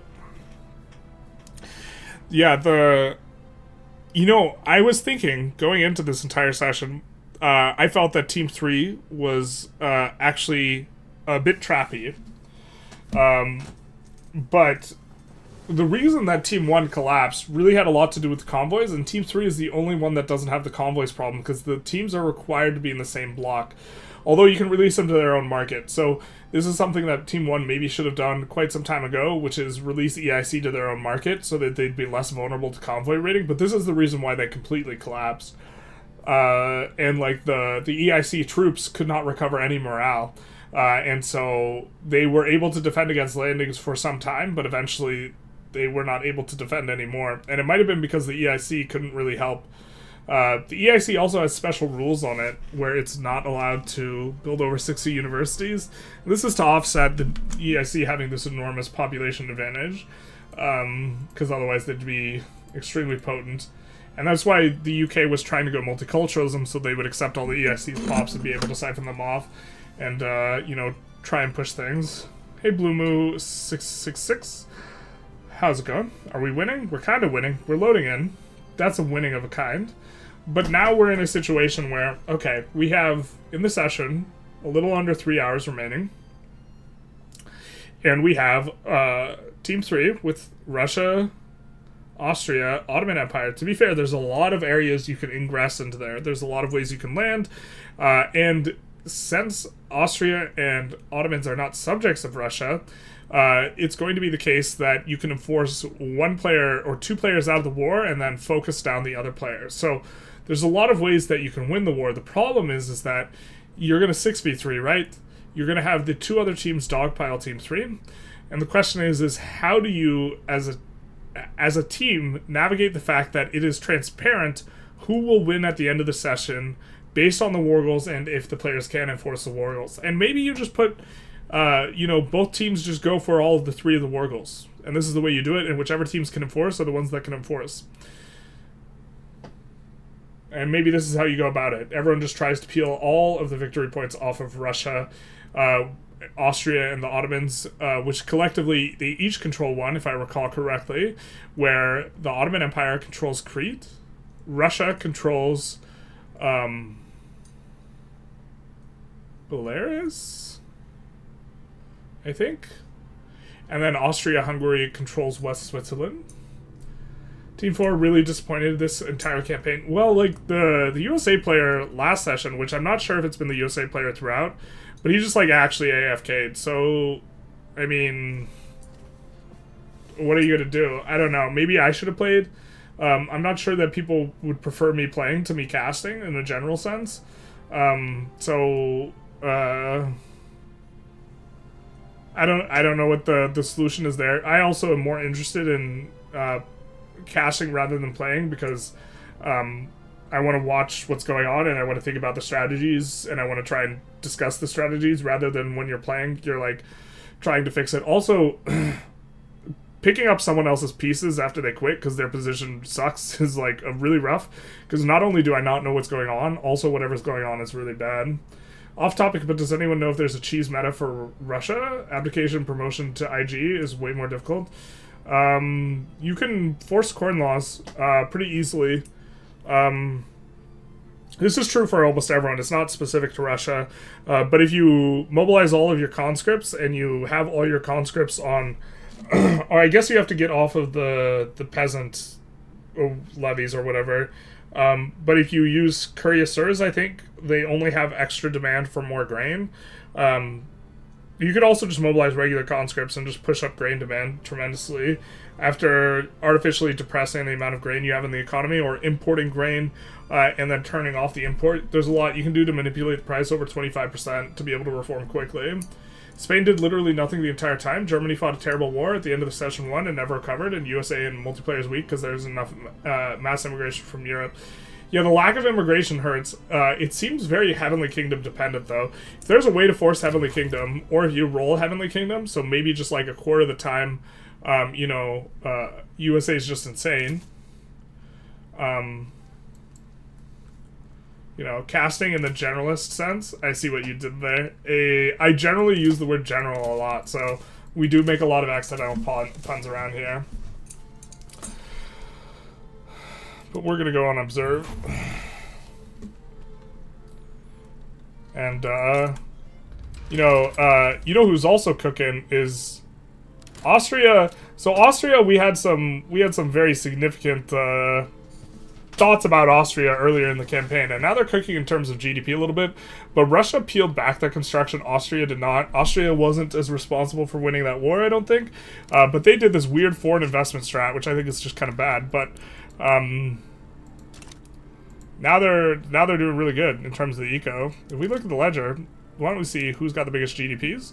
Yeah, so Austria-Hungary, notably Austria-Hungary did not just get to peel off that like 80k province off of, you know, GB. And we see Japan actually with a surprisingly big GDP. I was not anticipating that. They did, of course, get their state back, and it looks like they've annexed Korea as well. Japan has kind of a unique access to a lot more pops, and I think that they start with like European-ish tech. per like the mod that's getting played. They own most of their GDP. But I refuse to believe it's Jover. It might not be Jover for them. Let's check their Miltech, actually, because we haven't taken a look at their Miltech. What is this?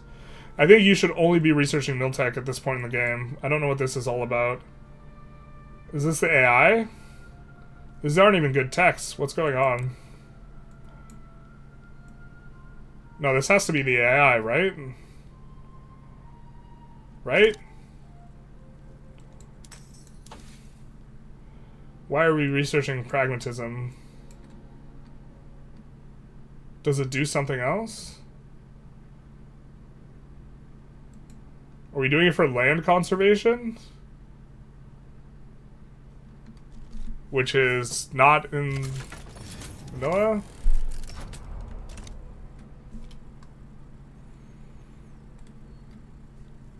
I'm not sure I like Japan immediately fighting Qing. I guess it's probably okay, but the players need to think about, you know, they have one war left in the session and the game is going, you know, like a snail. So they need to think about fighting Team 3 over these war goals, otherwise nothing's going to change. Russia's navy means they won't lose Crete, and Italy could lose Belarus if war breaks out 6-3. Prussia could take Friesland and Austria. Sinai will remain UK unless the game goes another 5 years. Yeah, I don't think the game goes another 5 years. This is another way that it could change, though. This is... this, my friends, resets the diplomatic situation.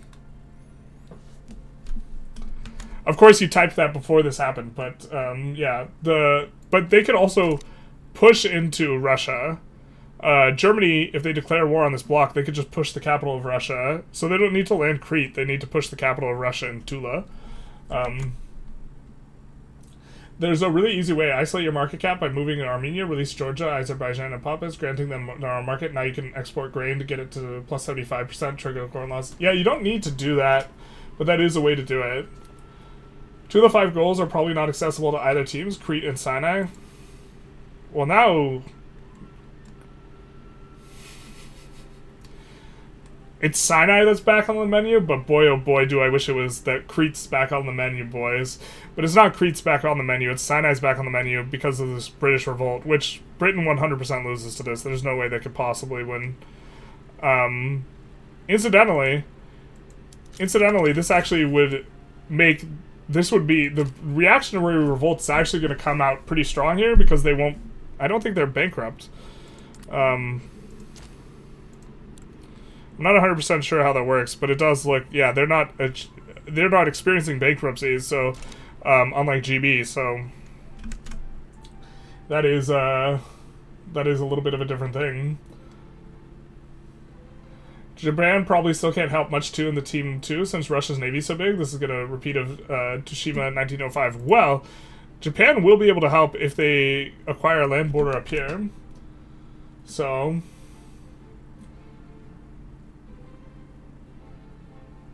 stop it, Kegels. Show your exploits. I will declare war on you tomorrow. Uh-oh. Who has Sinai? The British Reactionary Revolt. So Britain still has it, but it's going to be a version of Britain that, well,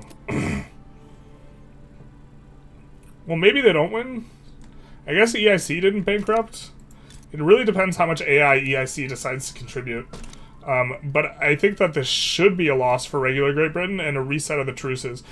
In theory, actually, players should be siding with the reactionary revolt, but they're not. So this opens up a little bit, but I don't think that players are going to be able to enforce on, or now players can enforce on GB. So there's 5 war goals up for grabs, 3 of them. Or sorry, not really 5 up for grabs, 1 up for grabs, and then 3 on Team 3 with Crete. Crete's back on the menu, boys. Holland, which should be... Holland's actually probably... well... yeah, it's Crete, Holland, and where's the 3rd one? In West Switzerland. So Austria-Hungary is actually the one you really have to enforce on. And so you have to make sure that whatever you're going for is primary there. But I believe they moved their capital to Boho. Which, while this is a good place to have a capital... Oh... 100% pollution. Love to see it. 129 million. This is the most valuable state. 23 million pop as well. Austria was cooking something up in Boho here, but let's see what decrees they're running actually. Yeah, Austria's play fascinates me because I think that their first session play was like really bad, and then they just decided to like turn it up super hard on construction, and so now they have like one of the best economies. And they are, you know, public health programs. They're just stacking all this stuff.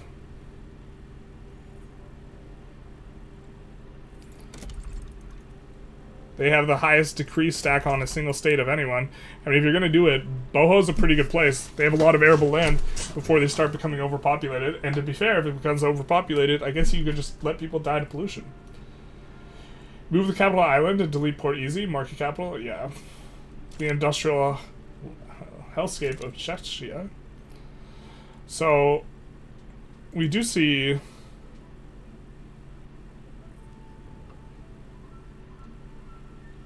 Wait, what the hell happened here?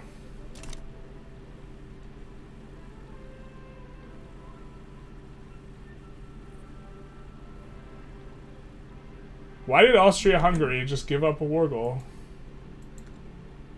Am I missing something?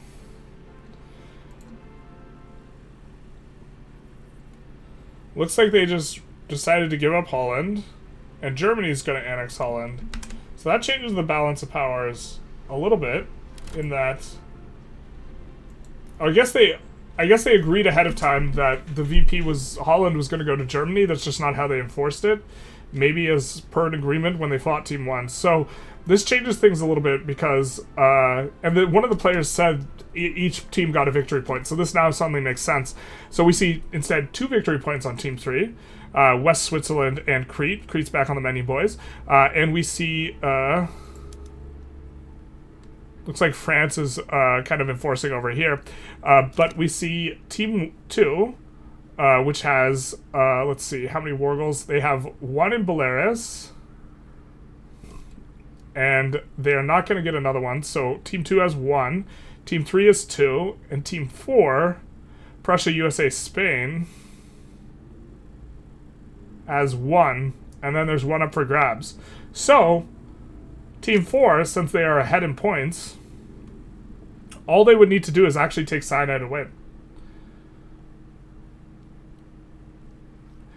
And each other team would just need to make sure that they have more victory points than Team 4, roughly speaking, in order to win. And currently, status quo, Team 3 wins. Very interesting. Now, I think Team 3 is unambiguously in the best spot, because in addition to, you know, being in the best spot before,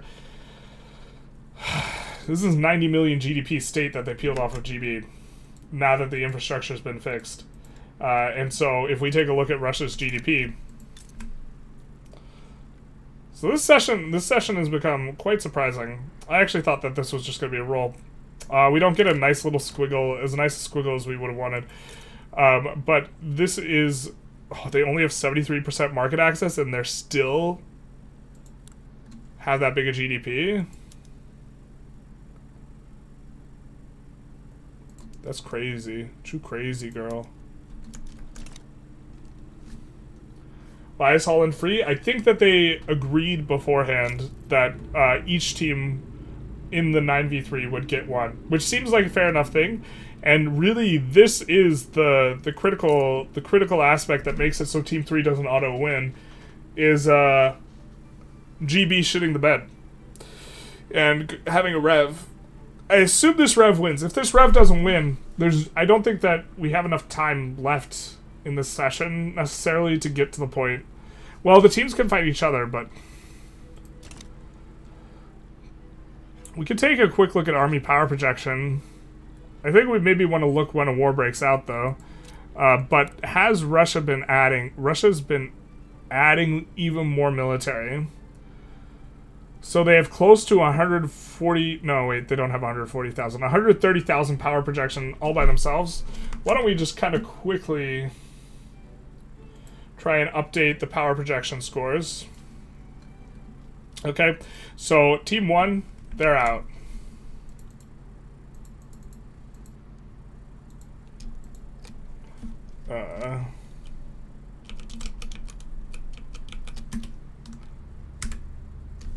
Oh, wait.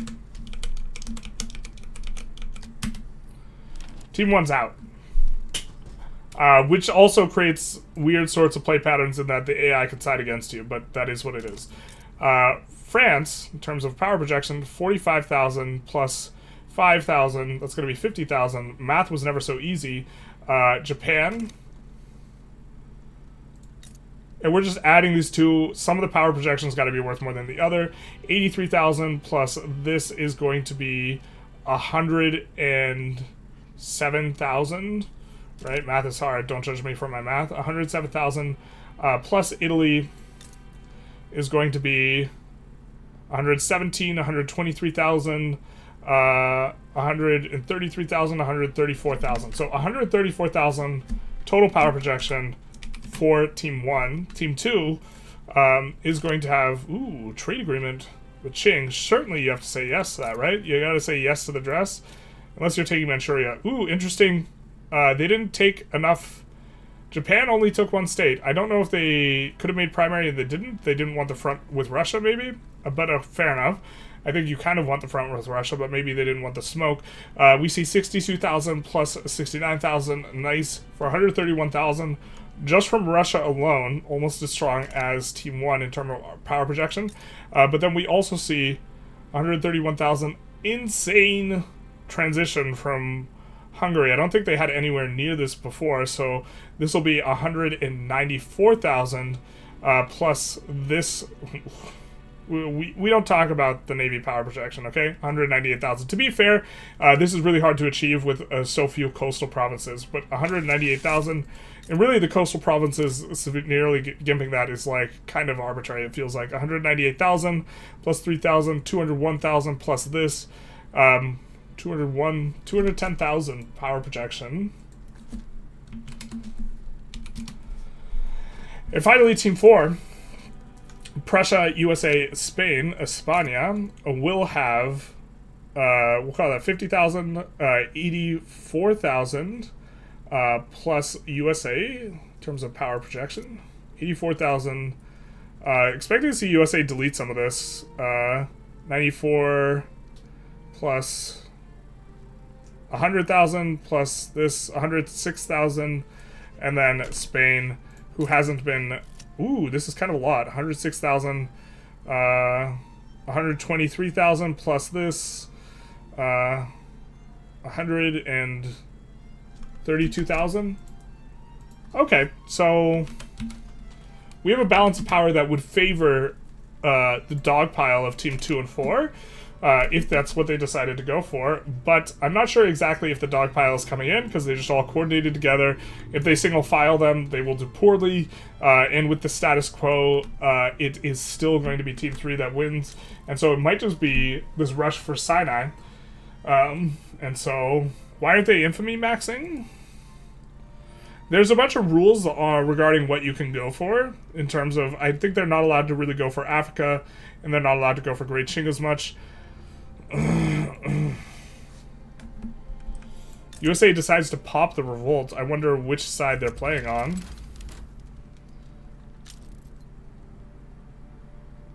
Or if they are going to be receiving assistance from their team. Or if they just, want to end it all. And GG and be out, I suppose. But they were bankrupted, so this is a significant reason why Team 4 is not going to be as useful in the potential dog pile. I'm going to go in and say that Absolute Habibi's multiplayer lobby was of higher quality. Interesting. In what sense? More skilled? Or they didn't all decide to leave when things didn't go their way? Has Spain never been in war so far? Well, they had truces with GB, so they were in that. They did fight GB. They have a truce with GB. So, You might not have noticed it, but yeah.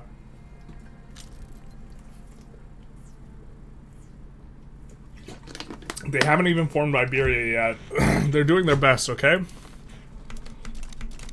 Let's take a look. Can they reduce autonomy and click Iberia?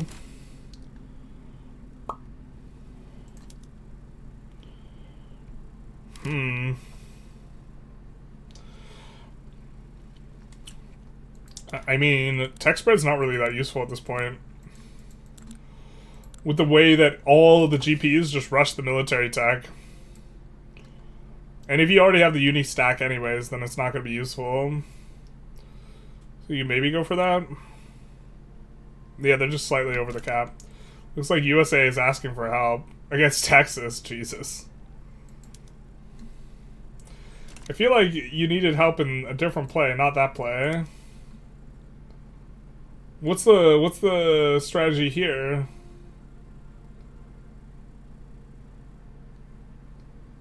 I'm not sure I understand USA's moving in mysterious ways here.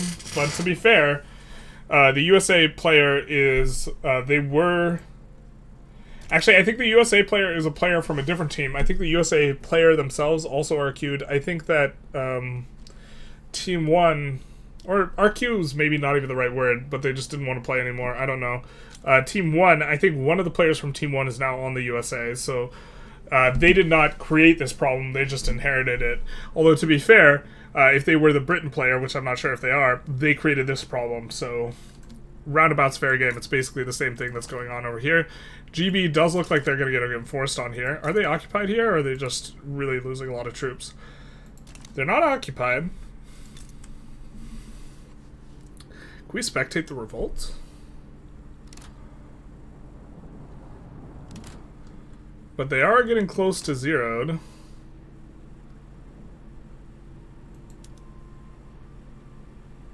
Looks like the Allies might be to the rescue. To be fair, the revolution, I think, can get enforced without you needing to take anything. So, in theory, if this is just the status quo forever, GB will survive. Which is to the benefit of Team 3. Because if everything just stays as it stands with victory points, which includes Cyanide perhaps being back on the menu, this will benefit the team that has 2 victory points, which is Team 3 here. The lobby was of a higher quality because there was just one more thing happening, and more diplomacy because there aren't as many rules against the AIs. Also, there aren't any teams, it's just players kind of carving up the AIs. Well, I think the teams make it dynamically and interesting, but you have to try and negotiate truces and alliances. The Diplo of a free-for-all Diplo is a different sort of Diplo, which I think is actually pretty interesting. And it depends on the pace of the game that's flowing. I think it's kind of a lot easier in those types of rule sets to have one player run over the lobby if players cannot successfully coordinate against them. And it makes countries like GB or France, potentially able to create that type of situation. But in theory, you don't actually really want to fight a lot of existential wars. You just want to, pressure, just little bits of pressure that are, yeah. I mean, USA just loses this, right? I'm not sure I understand what's going on here. I'm not sure if they thought that this was winnable. This is not winnable. Unless they swap sides, and maybe they swap sides. We're gonna assume they swap sides. Now we can't see who's in the lobby because we can't click on the player's UI. Unless there is a player who has it shown. If there is in fact a player on USA, but that definitely would be a play to make, though. Have your teammate help out the USA that's retaking Spain, because why not? You swap sides.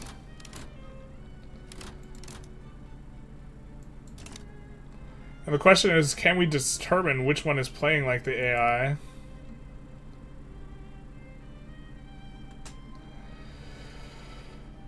Well, they deleted, like, all their construction. whether it's player or AI. There's also 25 base construction. It looks like if they're a player, they have abandoned hope and abandoned the fronts. They've abandoned their posts. There was not Gandalf there to save them. You know, for anyone who ever, like, watched the scene, you know, Lord of the Rings, and they're like, oh, Denethor's a bitch. You have to remember, fully caught on fire, he ran like 1.5 miles, which is insane. Yeah, I'm assuming that a player didn't just get annexed there and they just swapped sides to the Rev, which I think is perfectly legal, so...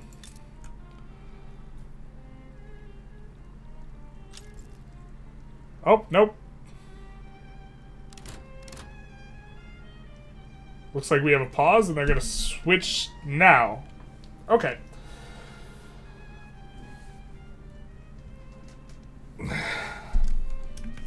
How did GB lose? Russia built up an enormous army.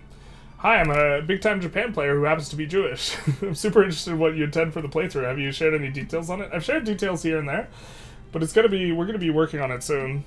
Because the Spain one's kind of wrapping up. But mainly just wanted to do a run where we showcase the Jewish religion in Victoria 3, because I don't think it's actually the best for endgame maximum GDP, but for the intents and purposes for most run, I do think it's the best religion. And it's like not present in vanilla, and I didn't want to play as Israel because of people would like shit the bed in the comment section if I played as Israel. So yeah. So why not play Japan? Never happened in our lobby. They got dogpiled in the Habibi lobby. It was mostly talking things out, consort of Europe style. Yeah, I mean, you can do it like that too. That's a very RP way to handle it, but like also, then it's being the art of a smooth talker, which changes the nature of things, but for a free-for-all that has Diplo involved, that is going to be the task. But yeah, it looks like the player's now on the USA here. So this like kind of raises the question, well, how are you planning? How are the teams planning on winning?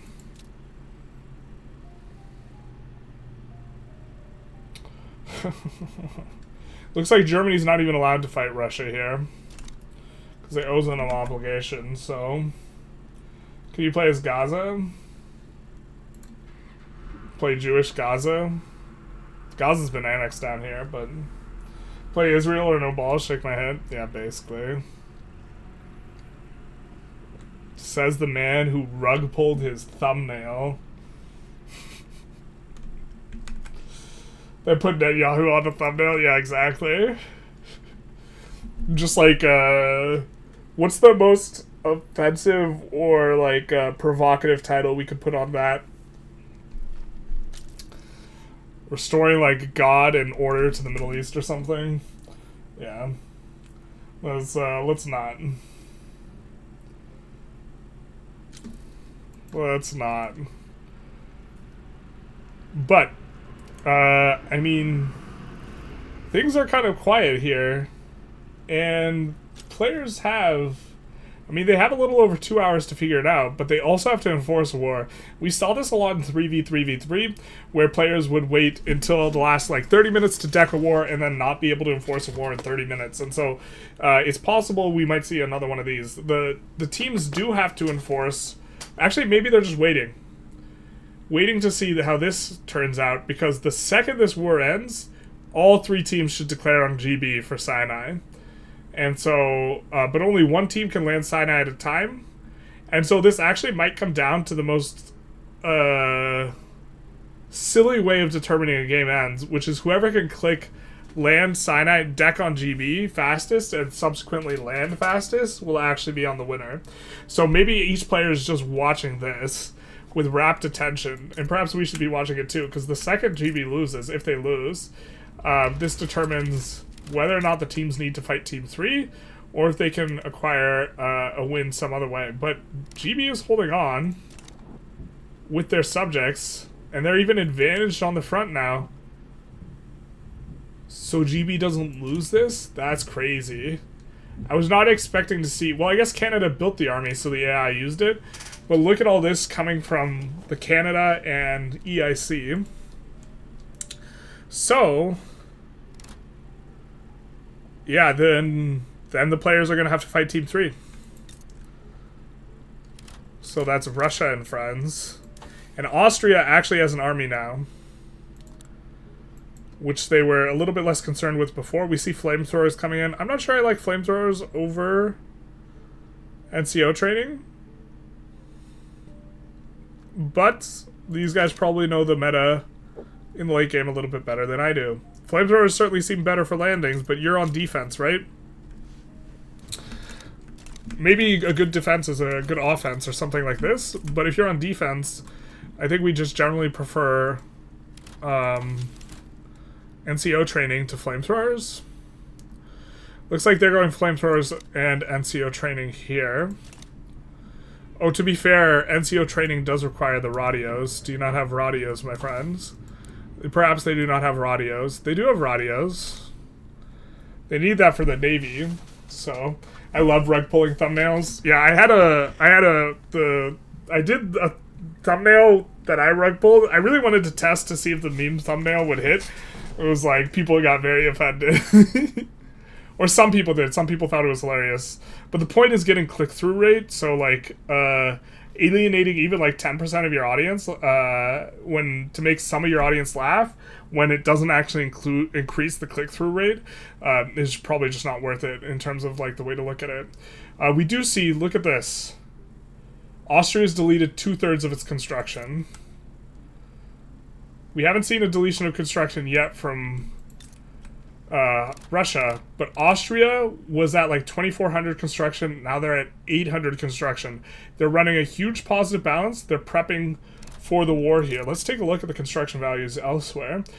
We see Ottoman Empire is on 500 construction. They're running plus 30k. Let's take a look at all the other teams here. France,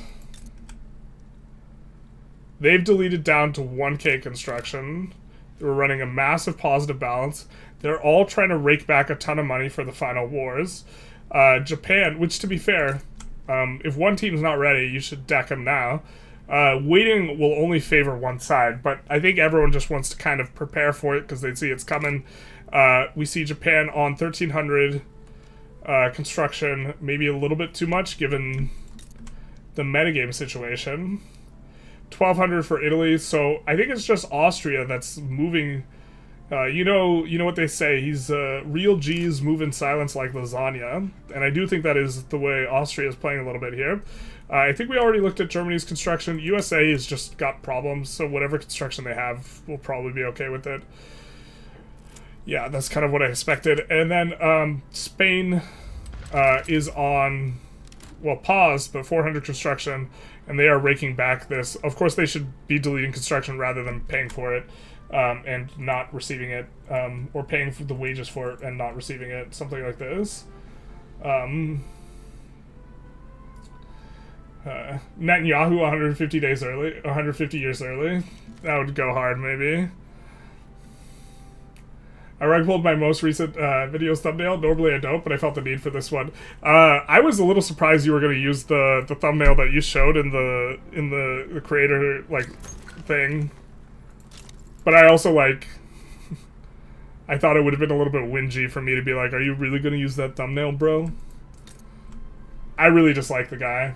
So like I would not use him on my thumbnail, but like yeah. Unfortunately, Zionism wasn't really conceptualized in 1836. Yeah, the book I read on the subject said that it, like, kind of really came into birth after the Jews got blamed for the assassination of a Russian Tsar in, like, the late 1800s, if I remember correctly. Radios are really important in early tech in Hoi 4. Yeah, they're important in here because not only are they needed for... They're needed for several PMs, right? They're needed for... Siege Arty requires radios, but also in vanilla you really don't care about Navy stuff at all. These players were really going after it with the Navy, and the Navy seemed much more important in multiplayer because in vanilla the AI doesn't build enough Navy, they don't upgrade their ships enough, and they also don't They put too many admirals in a fleet, and so they just auto lose every fight anyways. So you don't care. But obviously, if you're playing against players, you do care, and so you did need radios as well for that. But literally every player is researching the same tech tree, and they're all the most powerful people with the most money, so like no one's really benefiting from tech spread, which is kind of funny. Like the tree for the military section is like really getting fleshed out, and the tree for like every other section's like, other than getting of radios, has like barely been touched, which is kind of amusing. I can't believe you put 100 million people in NYC though. Tarkus loves his NYC jamming. I think he did it before, like on like 1.5 or 1.6 when they changed the thing. This might be someone was kicked. Uh-oh. We get the Indian uprising here, courtesy of the AI. Continuing to add military is Russia. Russia's running a plus 250k balance here. And looks like we've stopped adding military here for Austria, but Austria is running a fat balance here as well. Starting to add a bunch of government admins. It's going to handle the problems. I assume that a player is going to be rejoining, so... Japan player did a pretty good job to manage to kick the shogun out before major restoration in canon. This mod favors Japan in a bunch of ways that I'm not fully aware of, but I think they get like European tech, which changes things a little bit. I really like the Qing band and the victory systems from this tournament. I'm not sure how... I have mixed feelings on the VPs. The Qing band's probably fine. EIC is this weird sort of situation where it's half in between. But it does definitely change the metagame up because people care about pops a whole lot more when the game's going to go longer and when Great Qing is banned, because normally you just go after Qing for pops. You can also go after Punjab for pops. He didn't he didn't pull the salute when I first made the thumbnail. Lol. He was the guy I disliked from the meme guy to guy that kind of hate now real fast. When you posted the thumbnail, it was already after the salute in the chat, I think.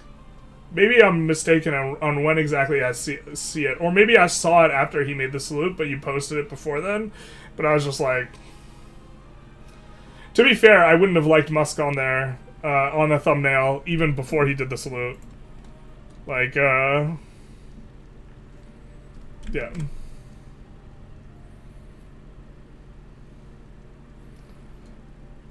Why do you pronounce Hoey like Hoey? Well, how else would I pronounce it? It's Hoey.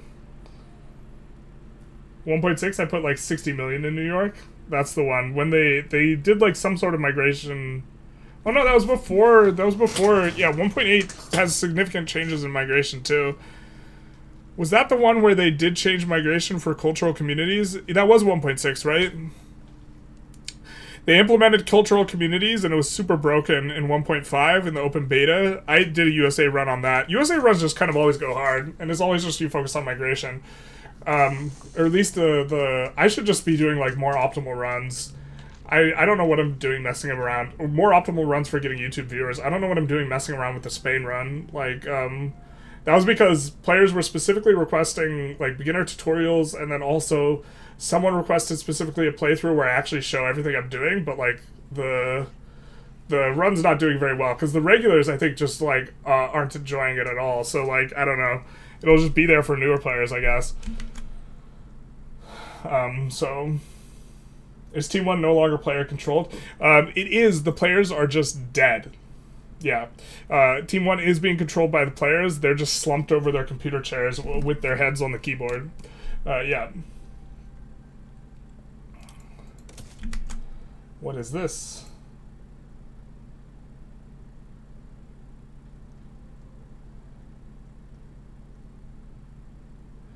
I'm not sure what's going on exactly. Trying to get an eye on it. Maybe. I wasn't following the news that much since I was pumping out videos. That's fair. That is fair. Like, you made the thumbnail before you saw the thing. Is, like, the significant thing on your end, right? Bro, Elon knows what he's doing. Why is he playing dumb? Because he's trying to normalize it. He's trying to normalize it. Like, that's how you get it in.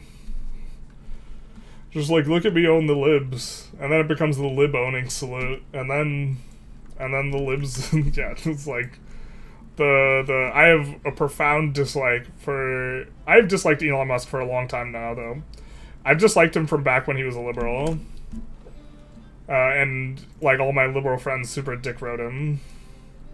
So, there's nothing new here. Well, I mean, there's some new stuff. I guess I just like him more, but, yeah. Like, oil? Hoi? Hoi? Hoi is how you would pronounce it? H-O-I?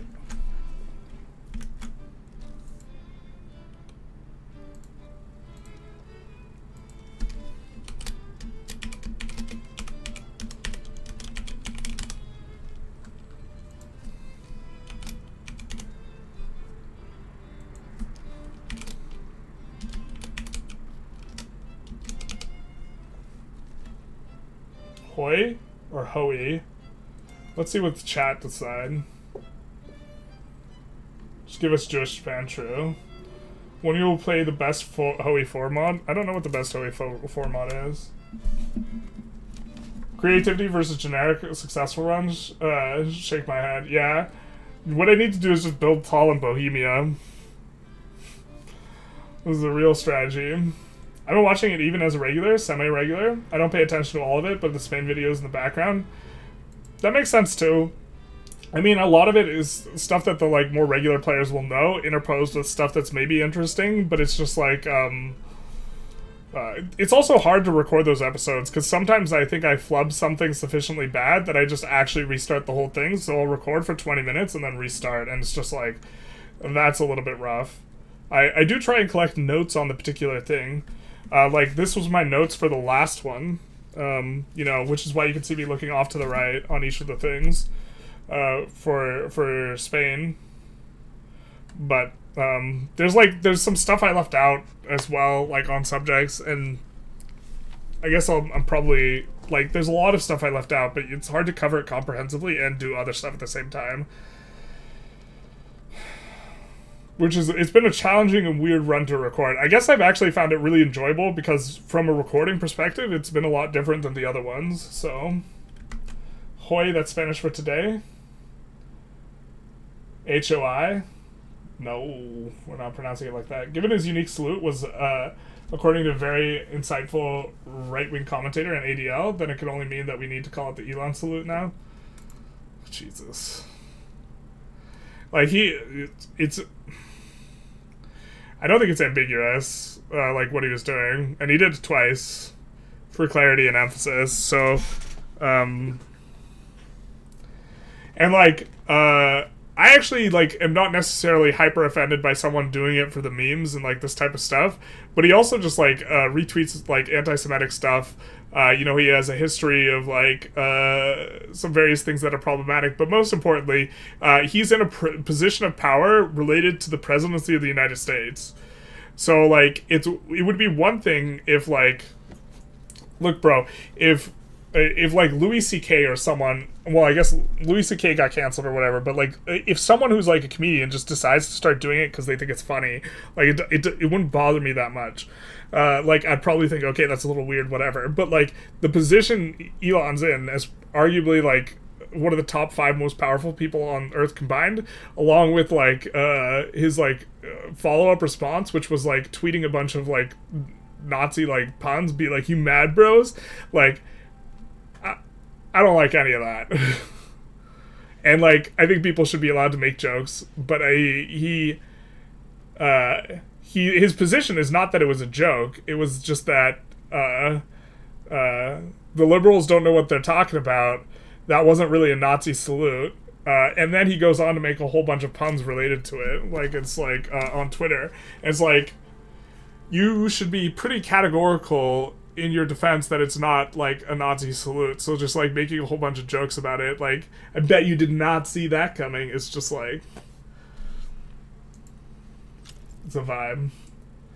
Late did a very generic playing tall Iceland video, and it's, doing numbers, and I just, like, I hate CK3 viewers. To be fair, Late does anything, it gets a ton of views. Like, whenever Late does anything Vic3, he gets a ton of views, too.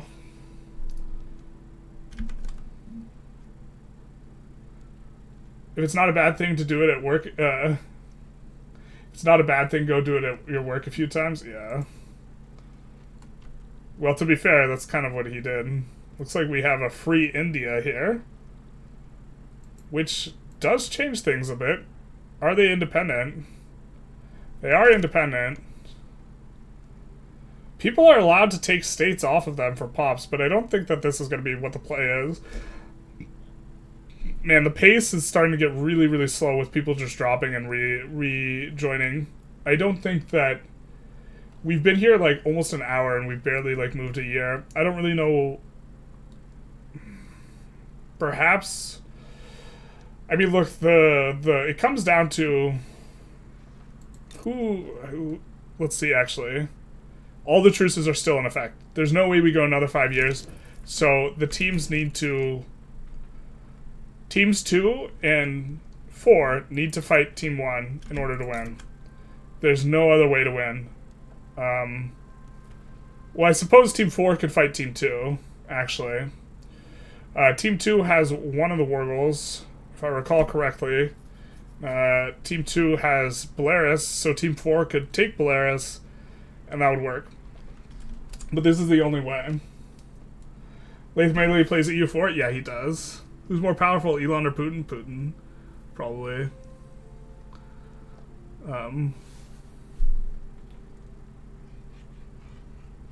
Hey, Generalist, we have to rehost again because one of our players is not able to rejoin. Okay. Sounds good. Thank you.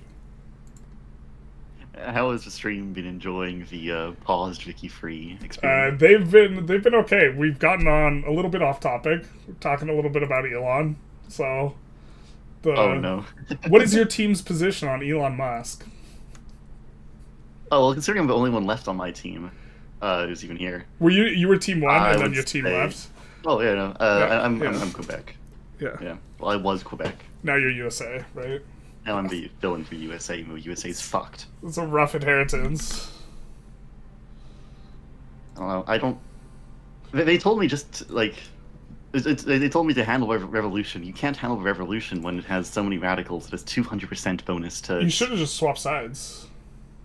No, it's not. It's against the rules. So, what are they gonna do? Penalize your team? Probably. Your team's already gone. No. I've moved to Germany's team. I'm the sub for US. Basically. Yeah, I mean, I suppose. I think if your team wins... Yeah. If your team wins, I don't think you... Do you just get the money? I don't know. If I do, hoorah. I don't think it's fucking happening. I mean... There's no way it's happening, right? Like, what's the point score, actually? I don't know. Every team can win. They just... Well, I don't want to influence play. That's fair. So I don't want to... I don't know. It's unfortunate. I think we're probably going to be ending real soon, though, because the game's so unstable. That doesn't surprise me too much. No. People could either go for it right now, or... Well, actually, maybe I will influence play. If there's no way that you guys could have time to, like, prepare for a war and actually conduct the war in, like, 4 hours, or in the remaining 2 hours. Yeah.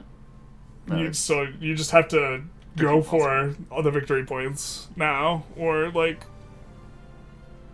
I guess resign again.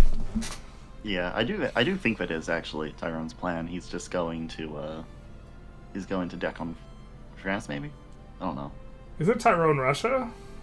No, Tyrone's Germany? Yes. Tyrone's okay. Germany. Actually, no, I have no fucking clue what he's doing. He isn't talking to me much. You're on the same team. Maybe you should get in there and strategize. Probably, yeah. Oh well. Enjoy the stream. Yep. Hoorah. Hoorah. So, bro got raided the whole game, and he did a struggle video. Got raided the whole game. He did a struggle video. Solar Drifter, thank you for the follow, big nice. I remember Spiffing Brit making a video of a tall giant Mayan in the pre-release of Victoria 3. Yeah, that went super hard because the migration was obscene. Migration on 1.0 was just obscene. You could hoover up all the pops from everywhere, super easy, and the Intelligentsia could pass multiculturalism just natively. This is why the ADL defended him. I mean, the ADL is just like, I don't know. I don't know about all that. If I did one by accident, I would be falling over myself apologizing for it and explaining what I meant, basically. But, yeah. It's cope time regarding Lathe. He's genuinely entertaining IMO, so he deserves more views. Yeah, I don't have a problem with Lathe at all. Coming in and just getting the Victoria 3 views and then just swooping out. To be fair, like, a lot of the people who watch Lathe's videos aren't, like, the Victoria 3 regs anyways, or they're the Victoria 3 regs, like, being, like, a tourist on Lathe. For the most part, most of his, like, Vicky 3 views are just his regulars, so... Yeah. At least Gare Mage should be safe. I mean, it's clear Elon is the first lady of the USA, not Millennia. Those memes are so funny. I, like, wonder how mad, like, I mean, yeah, I think the Elon president memes are funny. I guess the first lady memes are also alright. But... I love pause, Vic 3. Yeah, me too. Are we still going? Kind of. It's looking like the stability of the file is falling apart, and so we're scheduled to go for another 2 hours, but the teams need to pile on to Team 3 immediately if they want any chance of winning. Otherwise, Team 3 just wins here. I think Russia did a really good job. I think in a macro sense, like retrospectively, although I've said this during each of the sessions, I think GB is playing a little bit too aggressive. You know, and that establishing as big a power base as possible for the third session is probably the way you want to approach it, with the rule set and the 5x multiplier at the end, where each of the victory points is worth 5 victory points at the end of the entire session. So, how many divisions does Musk have? Enough. Didn't expect the stream to still be up when I got home. Wait, how did GB become deceased? The teams 9v3'd and really broke up GB, and then their entire team quit. Even though I think their team was in effectively kind of the second place position. So I was a little bit disappointed about that because I think that they could have still tried to fight, I think, for a win, but maybe not. The Elon First Lady memes are funny because, you know, MAGAs are upset at him, but genuinely doubt how safe gay marriage is. Yeah, Gene's just making jokes, though. I don't know exactly what they're going to be... what all is on the chopping block. Yeah. I don't know, man. One of the issues that was really important to me is still up in the air, and I thought that was going to get, like, decided day one. So, I guess I'm... excited to some extent that, like, Ukraine funding hasn't been pulled at this juncture yet, because that's an important issue to me. But that doesn't guarantee that it won't get pulled, but I thought it was going to get pulled day one and it didn't. So if you're looking for silver linings, I guess that, for me, that's one. We are in game. But, I mean, we've talked about, I guess for the people who are more coming in the terms of what's going on, currently Team 3 is sitting on 2 victory points, and at the end of the session, each victory point will be worth 5x, and so they will get 10 additional points, and the other 2 teams each have 1 victory point, and there is a 5th victory point, but none of the other teams can go for it because they have a truce with the country that owns it. And so there's not a way to go for Sinai, which is the last victory point. So Team 3 owns both Crete and also West Switzerland. Team 2, I think, is the team with Italy, has this one. And finally, the last team has, with the Germany on it, has Holland, which is another victory point. So they need to fight Team 3, but Team 3 is considerably stronger than the other 2 teams, and so they have to try and 6v3 and also peel off. Team 4 will only need to peel off 1 victory point. Team 2 will have to peel off 2 victory points, and so it's not looking good.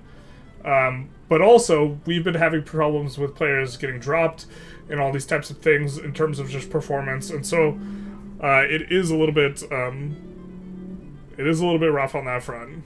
I think Russia's doing a really good job. Trying to think of which of these players have actually played in R3v3v3s. I know that Proceed has, and I believe Proceed has done a good job. Yeah, I'm afraid the Ukraine funding has been pulled, at least what the BBC reported. If they got pulled, that's in the last, like, day. Because that's something I would have noticed on the news cycle. That would have been in the last, like, 12 hours or 24 hours or something like this. Just expected Putin to fold, and instead Russia doubled down like they've been doing for years now. Trump just expected Putin to fold. Yeah, I don't know what threatening economic sanctions versus Putin he was expecting that to accomplish. But if they're trying to set up a little bit of a dance where both sides say face and USA stops helping Ukraine, that might be what they're trying to do. Which, this might be some performative song and dance out here where you're trying to make it so that Russia looks good and USA looks good to their constituents, while simultaneously just abandoning Ukraine. This is my concern. But, you know, so far there's nothing explicitly looking bad. I guess we want to get on observe. What are we doing?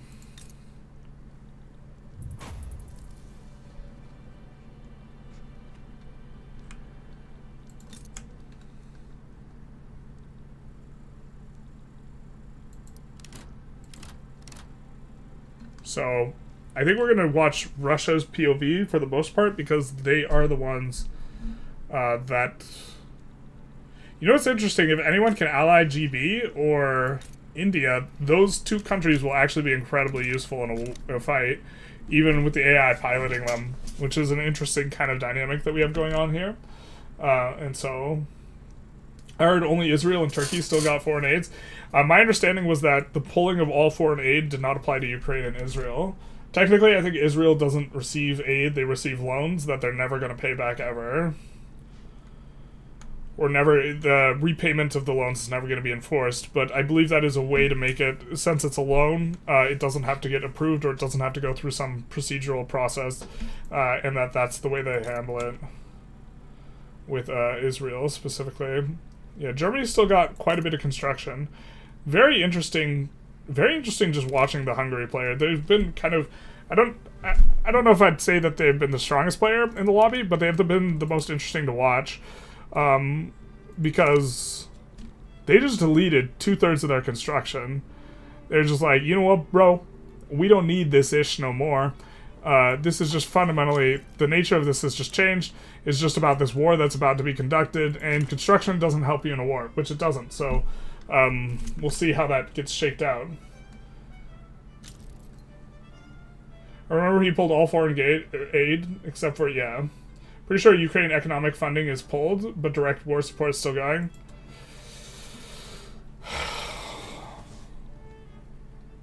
That's, alright. I mean, that's a weird one to me.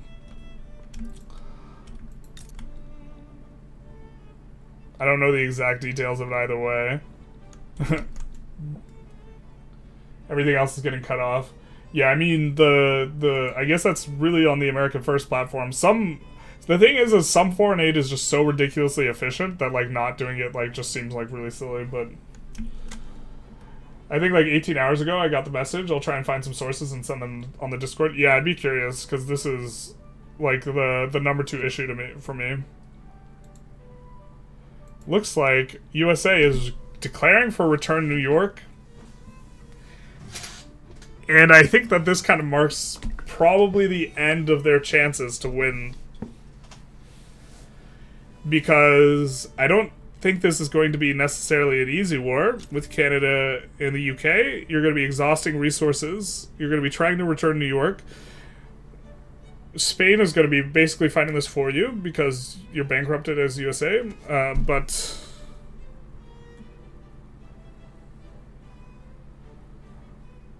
I mean, I guess I assume they can win. But now the thing is now they can't dogpile.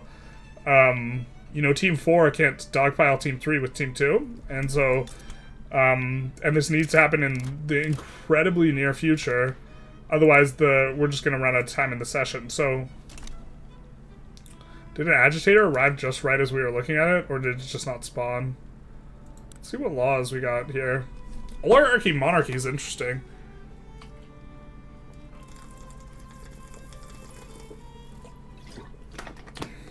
Did we self-coup to get this? I know there's a strategy some people have been tossing around recently. We haven't implemented it ourselves, but intentionally forcing a coup to switch yourself onto oligarchy. We see Romanov's in charge.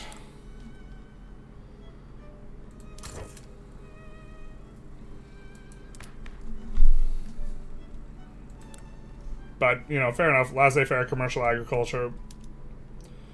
Migration controls is not necessarily good, but you also have a decent amount of pops as Russia.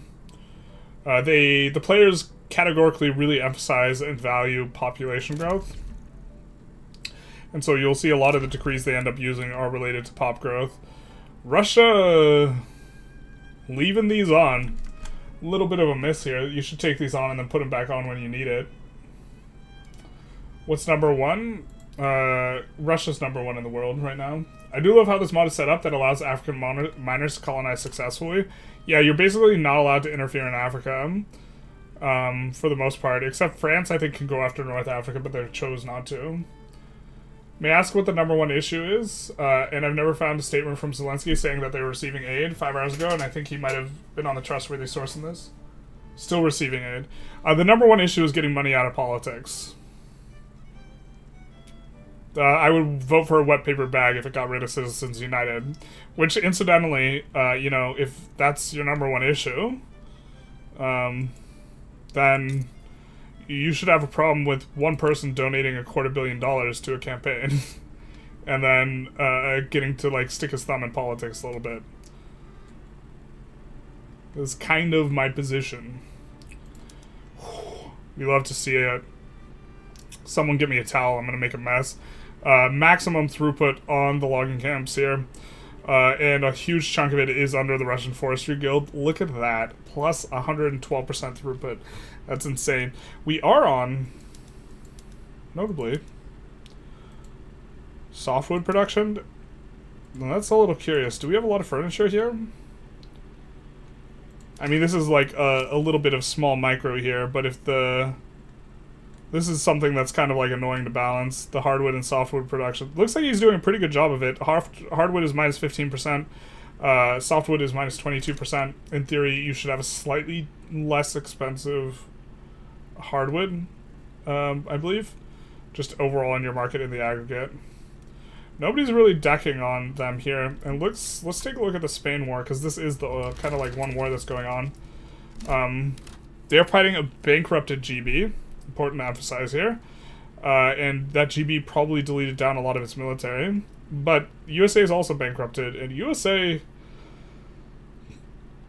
It's not looking good. Germany could have helped them in this war.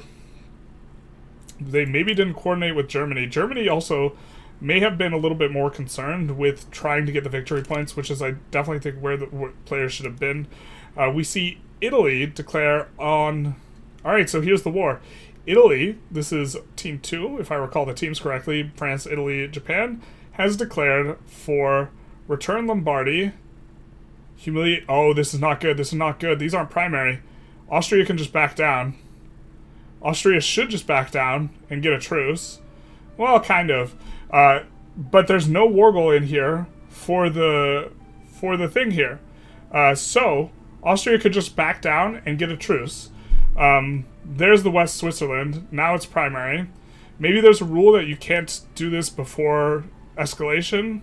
That's probably the case. You probably can't back down before escalation. We see war reparations, Italian war reparations as the primary war goal.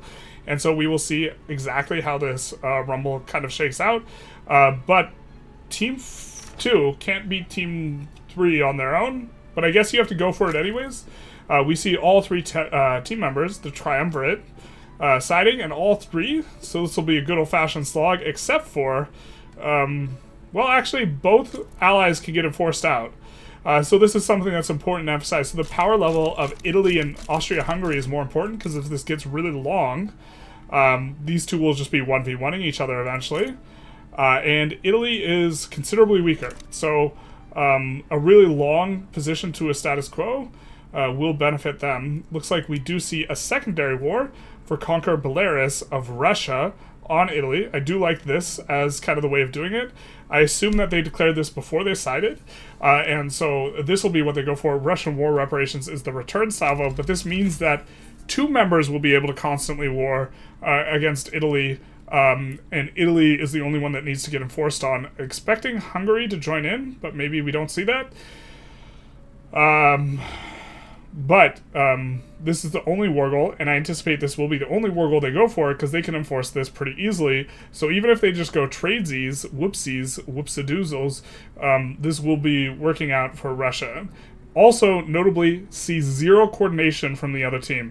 So, you know, Team 4 is off losing to the AI of Great Britain, the remnants of an empire, and this is also kind of what we were getting at when we were saying, hey, Great Britain's actually in pretty good shape relative to what's going on. The AI, with no India support, seems to be doing pretty good against USA and this other team. So, you know, I think that this was doable. You probably should have put in royals on here, maybe? Maybe not. Maybe not, that's fine. Austria's still not joined here. So, yeah. That's fair, but I think I still trust him on that one. The Elon donation should be a red flag. Yeah, I mean, like, it's not just, like, one side. Like, there's definitely, like, corrupt politicians on both sides. And the DNC and the RNC are in a huge part to blame, because they just hoover in money, and then they support people. They only support politicians who toe the line, and they are the ones who get all the money from, you know, corporate sponsorship and this type of thing. So it's just this insipid, like, corporate hug box, basically. But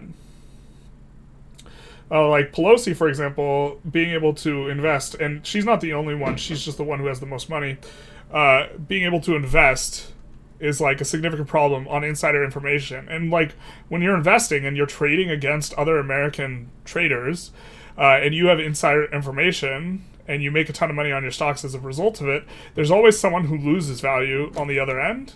We do see Austria side in. And so it's effectively theft from the American people. So you're using your office to enrich yourself. Like, the Congress should not be allowed to trade stocks. You know, billionaires should not be able to donate money, gobs and gobs of monies to elections, to influence the outcome of the election. I think, like, the top 7 or, like, donors or so, like, it's just an insane amount of money that's going into politics, and it influences things. I also don't like the way, like, social media companies are regulated. I've disliked it since, like, they were liberal leaning before too, because I think it's a problem. Yeah.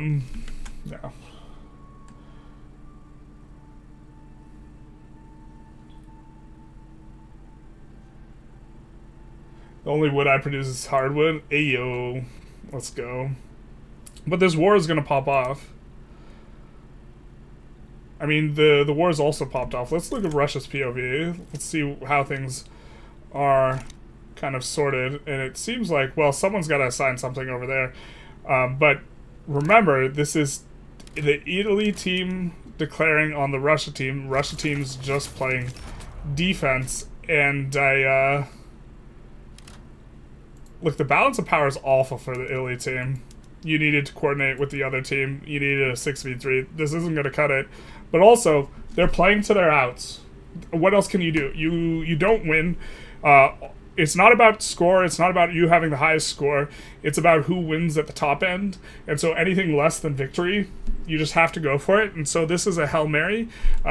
Maybe this ends up working out, but this does seem to be the case that if Team 4 does not somehow extricate themselves from this war and immediately deck on Team 3, then if they try and deck on Team 3 in 2 years, they'll be single filing them, right? And Team 3 will be able to deal with one team, then the other team, and then achieve victory. Austria and Russia have 2 billion troops. I don't think they stand a chance, or I don't think Italy stands a chance. Yeah, you just have to go for it, though.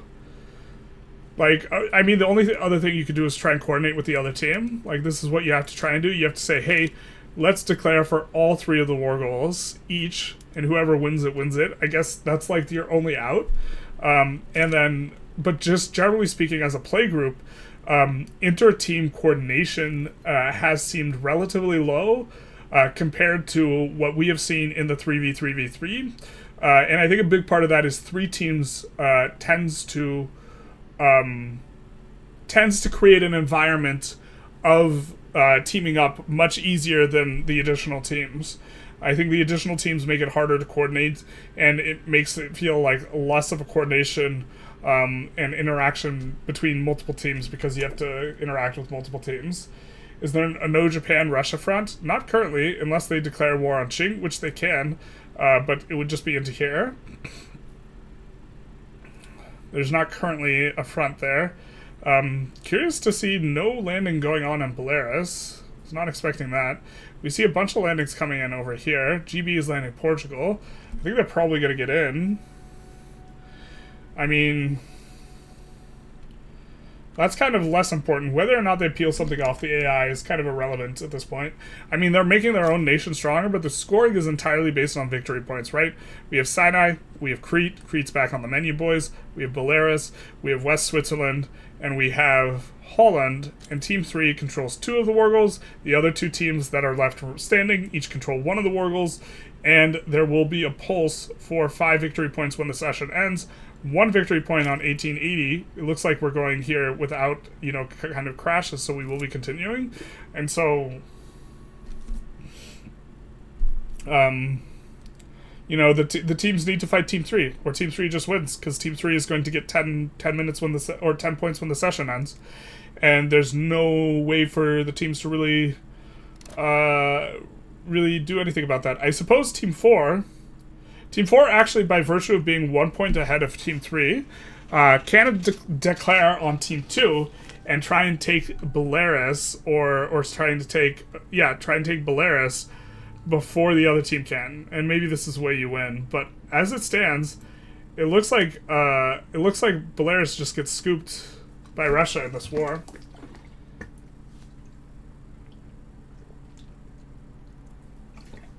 Social media algorithms can influence elections without being blatantly political. This is true.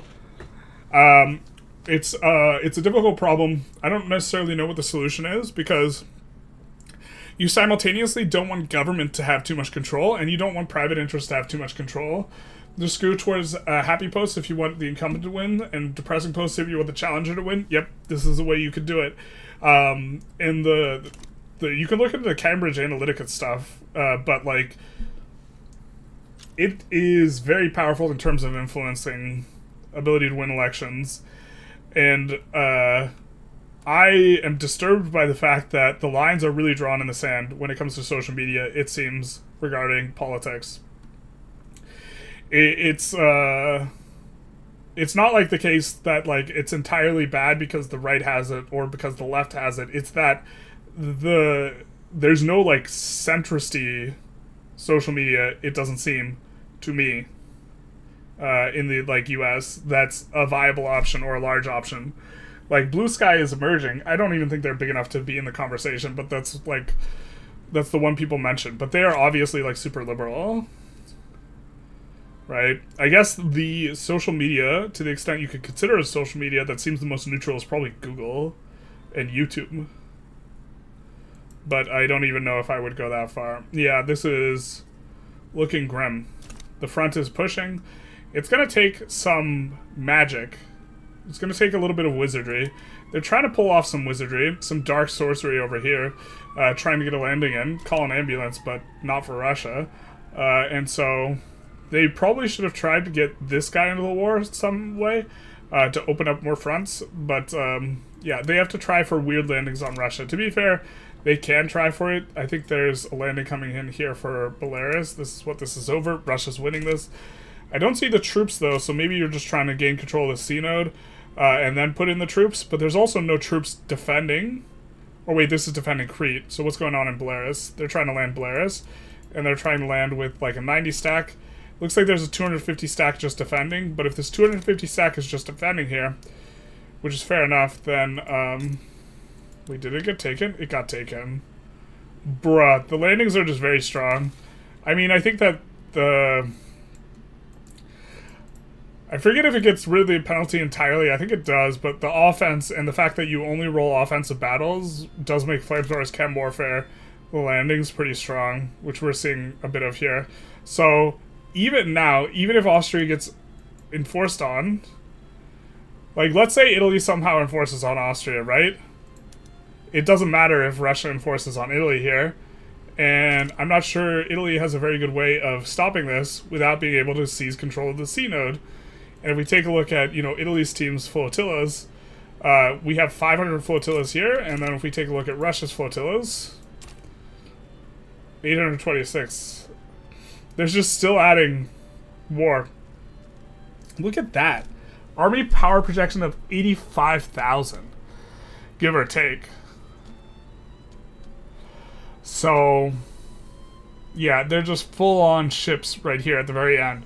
Which has been, this late-game warfare orientation has been interesting to watch here. Yeah. Even if Team 2 takes West Switzerland, Russia can use Navy to take Blair's. Exactly. This is exactly it. What do you think of the idea of forced interoperability? Then the market could decide based on moderation policies. Well, I think the EU does a much better job at dealing with social media companies than the USA does. The USA kind of just lets them do whatever. The EU has various regulations in place that I think are good. But I also think that it's still complicated. Like, it's really complicated because you don't want the government should be able to regulate and then but not be able to influence content. And then the other should be true for the private companies. They should be able to influence content but can't, like, decide regulate or something like this. I don't know. Social media is like newspapers. They have never been neutral and always have partisans one side or the other. But newspapers are subject to very significant regulations in a way that social media companies are not. Is the substantive difference. Like, if you post something that's, like, false in a newspaper, like, that just can end your newspaper. What's your opinion on Ronald Reagan? I don't think trickle-down economics works. I've discussed it quite a bit with my mom, who has a PhD in economics, and she has some things to say about the Laffer curve. But trickle-down economics, the size of the effect relative to the cost of implementing, like, very, very significant tax cuts on the super wealthy, the size of the stimulation effect is basically zero. There is an effect. It's really small. But it's, like, so close to zero that it's like, what are we doing here? Would you prefer him over Trump? Yes. I would prefer Reagan over Trump.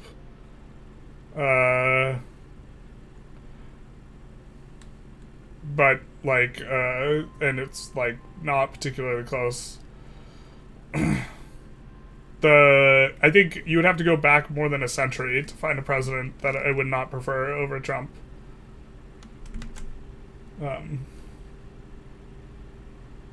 I thought about how Europolitics was a fluid landscape of alliances to stop anyone from getting too powerful. Recreating this in Vic 3 would be interesting, but no idea how to implement it. Well, someone was talking about Habibi's multiplayer a little while back, and they were saying how it was a free-for-all, and they negotiate a lot of things. And so the way you do it is probably by creating a free-for-all where there's a high degree of accountability and communication amongst powers, and they, like, agree when something's too much or too little or something like this. I mean, it looks like Team 4 is probably getting the Enforce out. Let's take a look. What did you put in here? You put Conquer Quebec? You can't push Quebec? It's looking rough for Team 4 then. I don't know if Team 4 is going to get to... Team 4 is going to be too slow to this. They're not going to be able to dogpile and add on to the fight. They should be declaring now on Russia, so they can get in as quickly as possible, but... Yeah, Italy's just going to get enforced on here. How's the Austrian strategy of foreign aid construction work for them in the end? I don't think it was really working, but they, like, turned it up and added a whole ton of construction. And Austria's been very interesting to watch. Why are they adding construction now? They went up to, like, 2K construction, then they deleted down to, like, 800, and now they've added another 300 construction, which is mystifying. Because I thought they deleted a whole bunch of construction because you delete a bunch of construction because all that matters now is the wars for the end of the session. So construction's useless, except to the extent it allows you to build more military that you can afford. And so I don't like actually adding any military here. Maybe they couldn't drain their investment pool at all.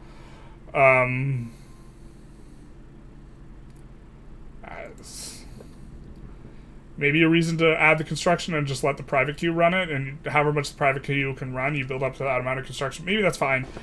But it keeps the economy going, and maybe they actually have more income with the level of construction they have than they would have with 800. But Austria's been interesting to watch. They still don't own a lot of their buildings.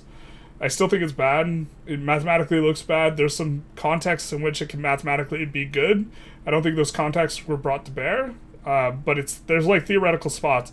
But if they went for... To be fair, a large portion of who owns it is the Ottomans, which is keeping it inside your power block, so that doesn't matter. But to the extent that their ownership is overseas, it's bad. Like, to the extent that Mexico owns Austrian buildings, not a fan. And I don't think Austria owns a big enough share of other people's buildings to compensate for it. But maybe they do. But I was expecting Austria to declare war on people in order to... nationalize all the buildings, and then it might have been good. Multiple sessions switch alliances between, how to determine those are formed. I don't know. You can do it organically, just free-for-all Diplo, where people are allowed to negotiate whatever alliances they want. I think that probably leads to relatively polarized outcomes, but maybe not. It looks like Team 4 does enforce, and so... I guess we are going to take a look at Germany. They just have to deck on Team 3 right now. You just can't delay it. I don't know. Is your mom an economist? Has she done her research? She is an economist. I do not want to dox my mom, like, in terms of what research she's done, because she's a very private person. So I'll just say that she has a PhD in economics, and I won't say what she wrote her dissertation on. Because if I told you what she wrote her dissertation on, you could look up who she is. So, but she has a PhD in economics, is the important factor here. I don't think I necessarily need to reference more information. You know, I could reference her specialty and how it's like applicable or not applicable, but I'm not going to do that, I don't think. You'd prefer Bush over Trump? Yeah, I would. I think a good chunk of Republicans would also prefer Bush over Trump, but... Bush is also younger than Trump. I'd rather have, you know, round 3 of Bush. The interesting proposal that was floated by the representatives, where they would allow presidents to run for a third term unless they, just so long as they have already served 2 non-consecutive terms, is the most, like, obscene hackery I've ever seen, considering, like, the only person it applies to is Trump. Also just, like, cowardice. You should just open it up for everyone if you're going to do that. They're just afraid of, you know, Obama versus Trump. But there was, like, a piece of legislation that's been, like, floated that, yeah. And now there's no way, right? Oh, I guess the Conquer Belarus is still here? Yikes. But there's, you know, the wording of it is just so that the corpse of Grover Cleveland and Trump alone are able to run for a third term. Because it requires non-consecutive. And if you really think Trump is so great, let him run against Obama, dog. What you gotta be scared about? Just bought Vicky 3 because it was on sale and I don't know what to do. Just stare at the map and menus. Vicky 3 is an interesting game. Because it's more enjoyable the more you understand it, because it feels like you're just kind of staring at the gameplay itself if you don't understand as much what's going on, because a lot of what you do doesn't have an immediate effect. It has effects down the line, and so what you do is you affect, like, equilibriums of stuff. An example of this is workforce ratio, an extremely strong modifier. It doesn't come into place, or it doesn't come into play immediately. Instead, it changes an equilibrium towards which you trend, and you trend faster depending on your birth rate and death rate, as far as I could recall. But so if you don't understand these systems, it just seems like stuff's happening. But if you understand the systems, then you understand what are the long-term effects of various changes that you make, and so it helps to understand the game better. I do have a bunch of, like, beginner stuff, but this is just super Jover. I think the Team 3 just wins now, because there's well, okay, so to be fair, you can violate sovereignty to get people into the war, but there's no incentive 4, I guess there's spite, but Team 4 can use Violate Sovereignty to pull France and the entire French team. That's France, Italy, and Japan. They can use it, Violate Sovereignty, to pull them into a war with Russia. And so, in that way, they could get a 6v3 if they wanted, but the only person able to assign war goals would be Team 2. Team 4. And so that now Team 2 can king make if they want. But there's no prize for second. There's no extra money for second, so it's all at the top. And so there's no incentive to do it, and there's no shot that hey, they changed their power block name to GB Lost. That's cute. It was GB1 for forever, now it's GB Lost. Get wrecked. We have I refuse to believe it's Jover. It is in fact Jover, and we have the Eastern powers, which are now manifestedly quite strong and expanded here. The Spain series that's going on is a really good start. Yeah, that's what I was gearing that more towards beginner players.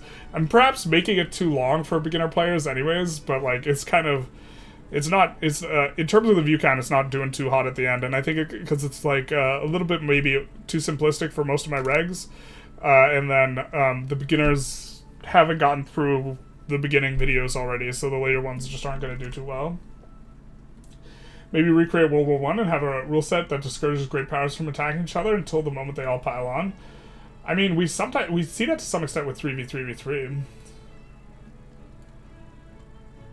The Canadian Washington is, or Oregon is pissing you off? Well, you know.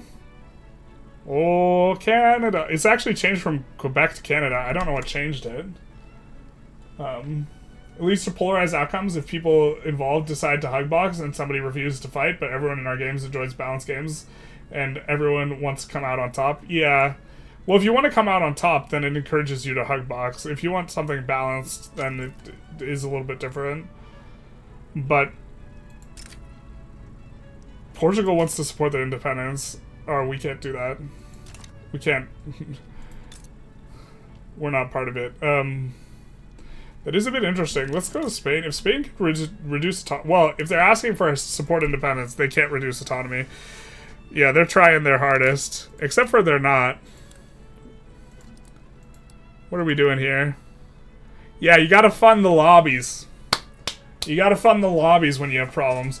Let's look at actually what the score is, why it's so bad here. But I'm guessing it's negative lobbies. Clout from political lobbies... in the opposition.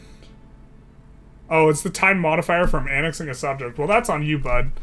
You shouldn't have annexed before you formed Iberia. That's on you, bud. That's super not worth because you get to form Iberia for free. But if we take a look, yeah, I mean, that's just on you. You're not overcoming that modifier. I thought that modifier was a decaying one. I guess not. But if we take a look here, you know, if you click on one of the lobbies, you'll be able to see the anti-lobby. So you could, in theory, make up the slack if you just decide to fund their lobbies. It's a little too late in the game, though. It's too late for that to matter. Like, the only thing that matters is fighting Russia. And so... I mean, Team 4 has to just go for it as well.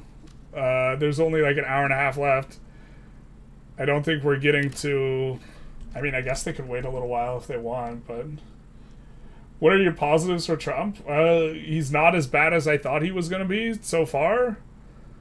I don't know. I mean,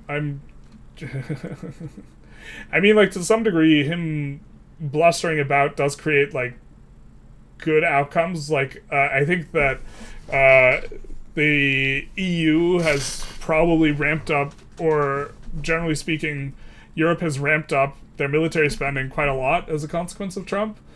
Because said he was going to pull out of NATO. But I don't necessarily think that makes pulling out of NATO a good thing. Saying you're going to pull out of NATO a good thing. Because I think breaking down trust in your allies is, like, not a good thing to do overall. The strongman tactics give you short-term gains in exchange for, like, long-term shifts in, the geopolitical, like, framework that, like, underpins... like, stability. And so, like, Canada and Mexico, we're going to tariff them for, like, short-term gains. And then, like, in the long term, Canada might just decide to align itself with China instead. rather than being like, you know, a US ally because China doesn't tariff them. Okay, so we see Team 4 going for the second war goal here for Conquer Holland. Now, if they get Holland, then they will have 2 of the score. But here's the problem. If they have 2 victory points and Team 3 has 3 victory points, they still don't win. So I don't think this makes sense. You have to be peeling victory points off of Team 3, or your plan has to be, we're going to beat up Team 2 and then turn around and beat up Team 3, which hasn't had to fight this entire time. That's not gonna work. Or if it works, they're freaking wizards. But, like...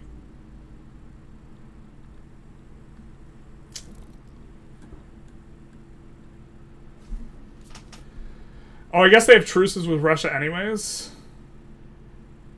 Sorry, I thought this was the other way around. I thought Team 4 was decking on Team 2. I'm blind. But, okay, you're gonna get a victory point, but what's the... Then you'll be up to 1 victory point. There's no way... You have to peel a victory point off of Team 3. There's no scenario... I guess if Team 4 peels a victory point off of Team 3, somehow, and you have 2 victory points as Team 4...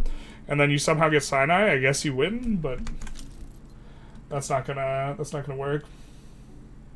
Putin Xi's 3 non-consecutive turns too. He is still in the Kremlin. Yeah, you got that like Medvedev hack to run as. To be fair, I mean he's just a stooge.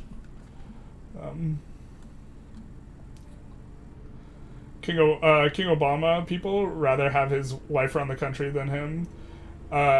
What? Yeah. Team 3 believers always know, I guess. Is the USA gonna annex Greenland for the memes? I don't know if they're allowed to, but they might. That is a vibe. There's nothing in Greenland as far as, like, the game is concerned, like, in Victoria 3. You had, like, 3 ranches and, like, a little bit of fishing and, like, no arable land, so it's a little bit tough. Convoy rating death was insane for GB. Yeah, to be fair, they should have released India from the market way earlier. My positive for Trump is he wants to get rid of DST. I'm not sure what DST refers to exactly. I'm a little behind on chat. Sorry, boys. Or gentlemen. I feel like beginners are more likely to watch segmented 10-minute videos than full videos. Yeah, maybe I should have tried to make shorter videos too. But, like, I also have had that request for that specific type of video of just showing everything you do and explaining why you do it, so I was trying to do that. I like the fact that it's focused on a single subject per video and makes it really easy to look for something specific. Yeah, it's also really hard to record like that, because you're focused on a specific thing and you're trying to explain everything and you're trying to play a normal game. The first, like, 3 or 4 episodes, I just completely, like, tank the run, like, intentionally, just to really focus on stuff. I found no stronger combo than the Intelligentsia and Industrialists for small nations. Mass pop migration, subtraction, lax decision laws. Well, getting the TUs in there is good. World War I had France, England, and Russia hotboxing, so unfair. True. Spain could reduce autonomy at war goal and form Iberia if they had puppet. Yeah, so if anything, they should actually... Maybe they just go for the normal war goal. Yeah, this is actually a good point. You could just go for the normal reduced autonomy war goal. I mean, obviously you don't do it now, but, and it costs 60 infamy, but whatever. We're at the end of the session. It's not gonna matter. But, did Project 2025 start yet? Yeah, it's kind of started. I think Trump might push Europe to focus on China a lot more, which is completely understandable, but also not good. Or push them into, like, China's kind of sphere. I mean, like, so, if you want to talk about, like, longer term, like, geopolitics, like, in modern era, like, a huge driver of the changing balance of power is the fact that as you catch up technologically, everything becomes more a function of how many people you have. And the rest of the world is catching up with the West. The West only has about 1/4 of the world's population. Roughly speaking, the West has around 1/4. China has about a quarter, India has about a quarter, and Africa and Russia and all the rest have about a quarter. And so, as things go, the power of the West will continue to decline relative to the rest of the world over time, because the rest of the as the levels of technology become more flat, relative power will be determined more based on how many people you can have working. Assuming that the singularity and the AI don't like rummage through that theory a little bit, which they might. So this is something, but it looks like we're off on our way. And this just entirely benefits Team 3. Team 2 and 4 fighting. Team 3 they can sit back and watch. Or they can go for, beating up Team 4 if they wanted. But I think they'll just wait, and if Team 4 somehow wins this, which I don't think they do, and takes Holland, I think Team 3 just decks on them and takes Holland. So, yeah, the things are looking pretty good. Europe investing more in its military makes it less dependent on the U.S. That goes for it goes against long-term U.S. policy, as I understand it. Well, I would rather have allies, and we all pay proportionally the same amount of money for military deterrence, and we all reap the peace dividend. So, yeah. Russia can't win against economically poor Ukraine. I don't know why NATO didn't disband yet. Well, I think there's a really good reason why NATO didn't disband. It's a defensive military alliance. Why would it have an incentive to disband unless you wanted to go to war with other NATO members? And it's entirely defensive. I think a lot of the Baltic countries are less interested in getting annexed. Also, it would be much easier to take Finland than it would... Well, I don't want to say that because it was hard to take Finland in World War II. But, there are other countries that are maybe less defensible than Ukraine is. Also, I don't know, the mildly concerned about someone showing up with a Russian name, and they're like, you know what, NATO can just go away.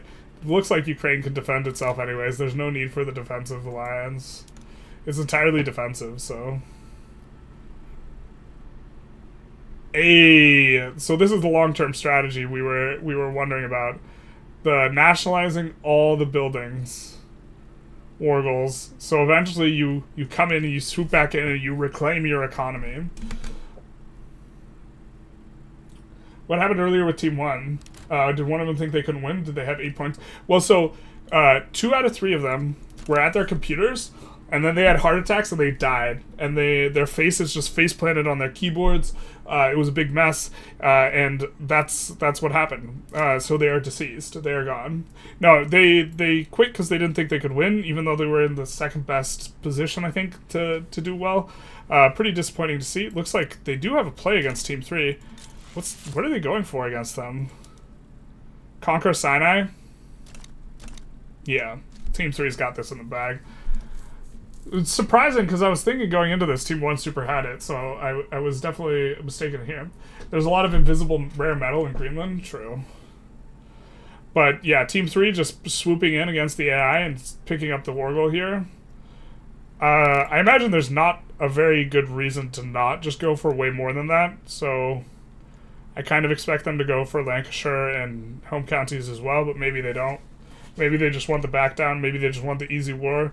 It seems like this is something that you could go for, but to be fair, the only thing that truly matters is the victory points. So as tempting as it is, maybe you just actually want to only have this. But you should at least put in more war goals so they're more likely to back down if this is the plan. So I'm curious to see what Russia does here.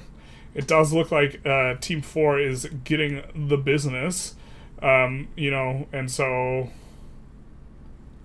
They did start the war over getting Holland and German war reparations and humiliate Germany, but yeah, Team 2 is going to, or sorry, Team 2 started it. It looks like Team 2 is in pretty good shape to win it. Just pretty curious to see how this, I guess actually we kind of want to be watching this. Looks like they're trying to get Hungary in. Brazilian war reps, okay, fair enough. But this is, Yeah, I mean, I think you could add more. Maybe it just doesn't matter. It probably just doesn't matter. EU has no military spending. EU has no military, basically. Yeah. Oh, daylight savings time. Yeah, I don't have an opinion on daylight savings time. I would probably have one if I thought about it a little while longer, but EU average military spending is way above since 2016. Most are above 2%. Poland's at 5%. The idea that Europe has no military is complete bullshit, although I'd greatly appreciate more. Well, as far as I know, one of the problems is Europe, there isn't a lot of factories for materials in Europe, and they mainly just buy from the USA. And strategically, if you think there's any chance the USA just abandons NATO, that's real bad. Right? It's not necessarily the amount of spending, it's the fact that the spending is in such a way that you're dependent on the USA selling you stuff, right? And if that ended, that's a major hole in the overall strategy. So I think that they want to try and fix that up.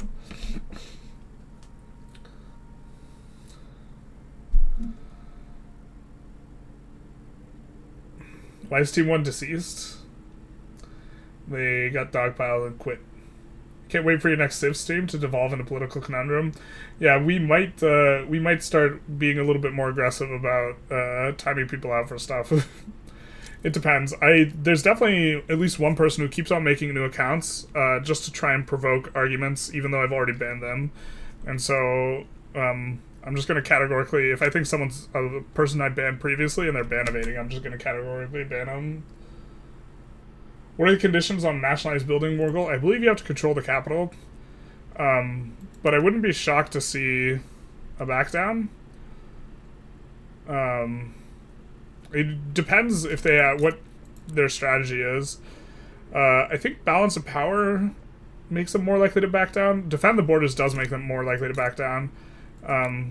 But they go to war. And fair enough. This is like the redeeming part of the strategy of giving up a whole bunch of your ownership.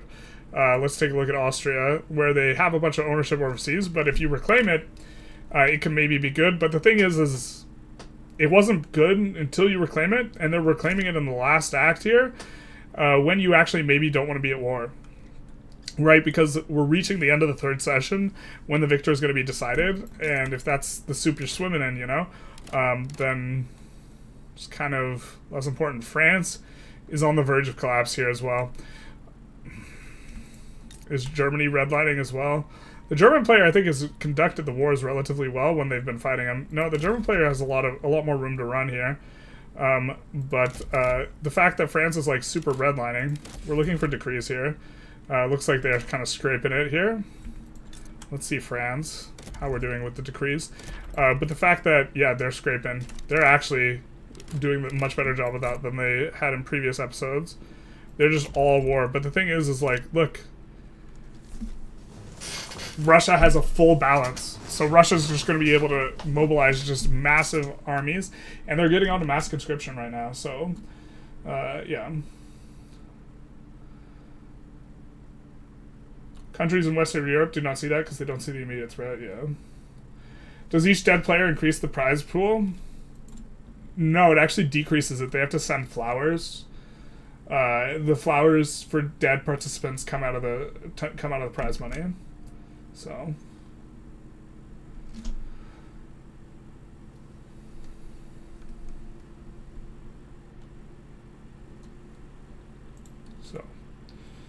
let's change the POV here and see how France is doing against Germany here. It looks like they're advancing but slowly, but soon, if Spain gets enforced on, Spain's going to be out. And it looks like Spain is full occupied, so this is going to benefit France quite a bit. It's going to be much to France's benefit. The EU buys a lot of military equipment from the US as they were seen as a reliable partner. Yeah, but that might be not the case no more. And so Rheinmetall was poor SOD because they were at the whims of the German government. The German government hates arms sales basically anywhere. Yeah, I'm not entirely sure that I think perverse incentives are created. This is something I would have to take some time to evaluate longer, but I think perverse incentives are created when the government is not in control of the military industry. The problem is you get a lot out of innovation. I assume that military innovation is better when it's private. But you will have people lobby for increased government involvement in military interaction and being inefficient with the military equipment and spending, because anytime the government's inefficient with its military spending, this is to the benefit of the military industries. And so it creates perverse incentives for lobbies as well as extra government intervention. But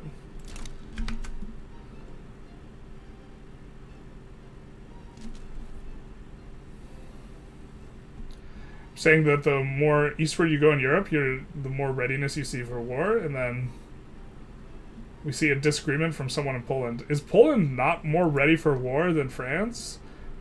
Like, relative to the size of their country? That's a little bit of news to me. So now, what's the balance of power here? Overwhelming for the French side now that Spain's out. Spain was, I think, probably stronger than the USA, so...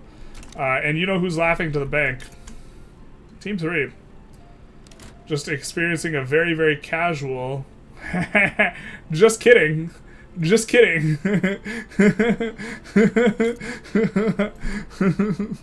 Just kidding.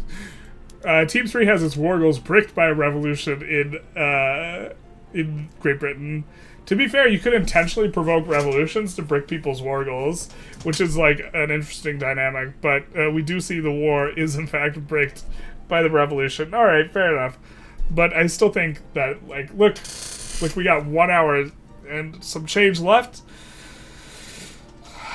I don't see how any team takes it to Russia and Austria-Hungary after this. They're all sitting on really, really nice balances with really big militaries. And, like, France is sure as hell isn't doing it. France is on the verge of collapse here. They really should delete down their... well, maybe they shouldn't delete down their construction if the private queue is making use of a sizable enough percentage. Looks like they are. Maybe you're supposed to keep it going? I don't know, man. It's a little bit rough.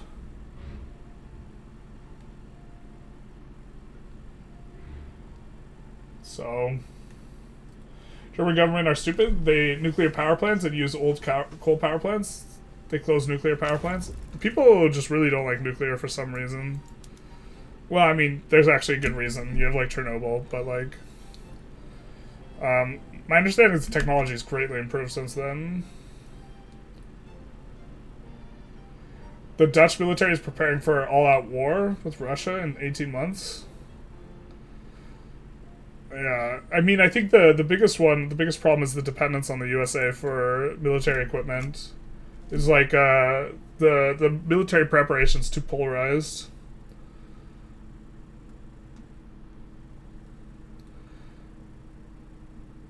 Poland has a much smaller army. Yeah, but Poland's a much smaller country than France, right? So you would expect it to have a smaller army. I'm saying relative to its resources, isn't Poland not more prepared than France? I think it is. I guess, like, if you're from Poland, you would know better than me, but, like, or you would likely know better than me. Poland has no mobilization infrastructure left. Oh, interesting. France has no F-35s. Team 3 got bricked. Too funny. They're too strong. Yeah, I don't think it matters. But if they didn't get bricked, it's just like... Well, actually, to some extent, whether or not they get bricked is irrelevant, because either a team can enforce a bunch of war goals on Russia by occupying Russia's capital, or they can't. And if this is the case, like, it's kind of... To some extent, it's maybe irrelevant whether Russia controls Crete and Belarus, or Crete, Belarus, Sinai. So... Modern reactors are nothing like Chernobyl or even 3 Mile Island. I'm not saying they are. I'm just saying that's why people are afraid. Right? Where they see, like, this and they're like, you know what? Let's have none of that.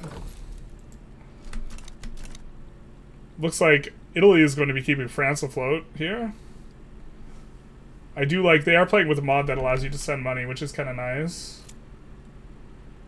Infamy system seems kind of weird right now. 0 to 24 has 0 repercussions for incentivizing warring. Yeah, I think that I think that what should happen is if you're more warring and you mobilize the larger percentage of your population, that this should negatively affect your culture or make your culture more nationalistic or jingoistic, and that there should be trade-offs for that. But I think that, yeah, being under 24, like, there's the fact that there's no reward for being at 0, and there's, like, no punishment for being at 24.99 minus, I think is a bit of a problem. I think that, like, EU4 doesn't have that problem. Chernobyl was pure incompetence, and Tech's way of better. Like, remember Fukushima? A tsunami went over it, and it was fine. It was pretty fine. There's still some issues, but, yeah, I understand the point. I'm not... I'm pro exploration of nuclear power, like, just to be clear on my position, but I also don't know enough about it that I can, like, definitively comment on it. I mean, looks like France is pro getting Holland here, but Holland is nothing for your team, right? Unless I'm missing something. Their team just controls. Team 2 after this will just control 1 Morgul. And Team 3 will control 3. I wonder if they declare on... Oh, you know what's so funny? They have Russia... They have a truce. Now, Austria-Hungary could declare. Or Ottomans could declare for Sinai. Be curious if they do, but... Poland has 2 days of artillery shells? Yikes.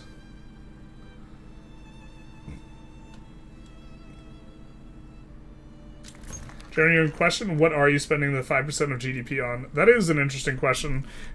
If you aren't buying shells, I guess you could... well, I guess I don't know what Poland is spending its money on.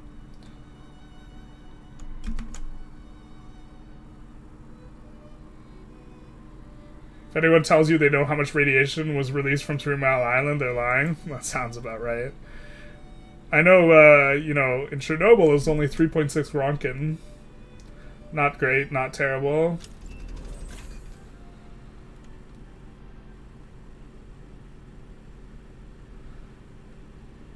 So it's bling but shitty basics in terms of what they're spending. We're spending it on expensive US military vehicles primarily, is Poland, rather than ammunition. I suppose if you're going to do practice with the vehicles, maybe the vehicles make more sense. If you're expecting a follow-up of munition to be applied really quickly, I don't know. That's beyond the understanding of military spending and logistics is, like, IRL is beyond the scope of my knowledge base. I mean, it looks like France just pushes in here eventually. They're decaying on Germany. So, Germany gets enforced on, and then what's next? Like, France has no military.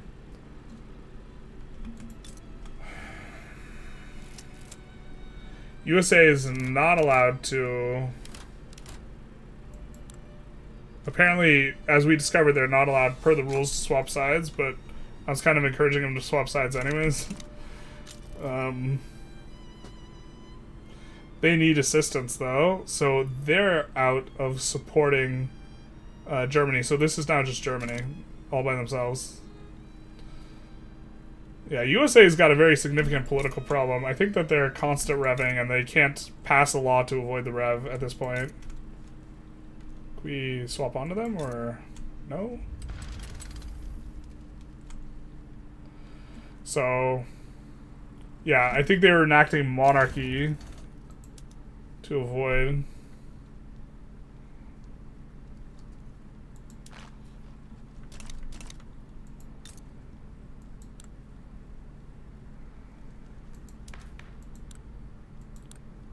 They might have swapped sides? Did they swap sides? Well, we see, yeah, so the USA got fully annexed. I assume we either need to pause or, yeah, there is a player on the USA. So they swap sides. Which I don't think anyone necessarily hates.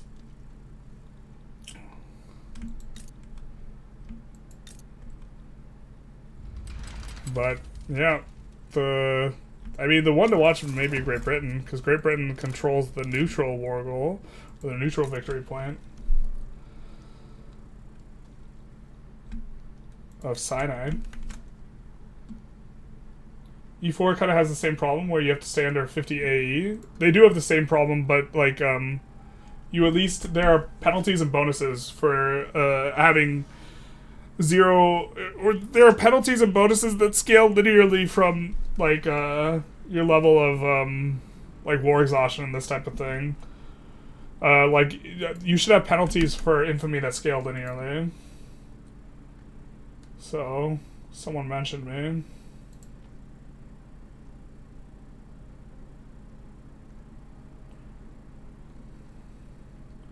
In a thing. I'm just reading the thing because they did pause. I don't know if they're... Oh, they're pausing because... Oh, there was a tick. Team 1, 8 points. Yes? Hey, Generalist. Hey. Yeah, the game is called here because there's not enough time from the end of the game for Team 2 to fight us again. Yep. That makes sense. So, yeah. So the victor is Team 3, correct? Yes. Unless I'm missing something horribly.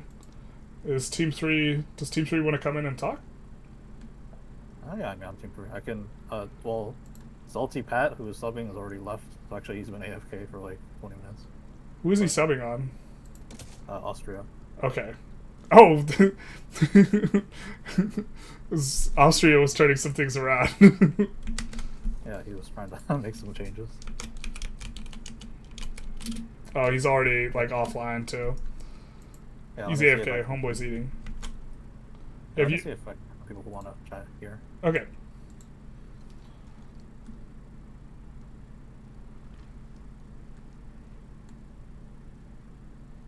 So, this is going to be a victory for Team 3, and we're going to have a little bit of a chat with them. Hopefully. So, that was the Russia player that had come in to talk to us. I assume that, yeah, we have the audio capture correct now, so you can hear what people are saying. You might see an increase in military personnel. That was my assumption, is that they were just training more people without actually having necessarily equipment, because if you have the personnel, you can get the equipment, but if you have the equipment, training the personnel like is perhaps more difficult to procure personnel than equipment, like once a war breaks out. But I don't really know. GB fell off. GB got wrecked, and they quit. They got 9v3'd. Alright, game's over. Hey, so everyone jumped in. Alright, so that was a very surprising third session. I was not expecting a team to come in or I was not expecting GB to get dethroned that decisively that quickly. Yeah, they fucked up. Yeah, I mean, I know that session 2 looked bad for the viewers. Like, I know like people were bragging on us, but like we kind of knew that this would happen if we teamed up. So we kind of held it off until like we couldn't hold off any longer. Yeah, to some extent, like I don't know, they don't have a full picture of like what's going on, and neither do I necessarily in regards to like each of your countries. Like I didn't realize how much navy Russia had. Which was surprising to me. But what could you say that GB messed up? What could they have done differently? I mean, I had a few. Put the capital in the Midlands. Not have three key states probably. That would have been a bit better, yeah. Capital in the Midlands. I think what you talked about earlier was just right. Like this like I mean, going to he had no reason to actually fight my team cool, the entire game. but like it's not a good strategy if you want to actually. Like, yeah, from a macro perspective, but that was the error more in session 2, I think. That they should have just ecoed harder and just like been stronger. Yep. Yeah, or like do Diplo, because I mean after Team 3 was ahead, right? So we had a non-aggression pact with Team 4 for the entire session.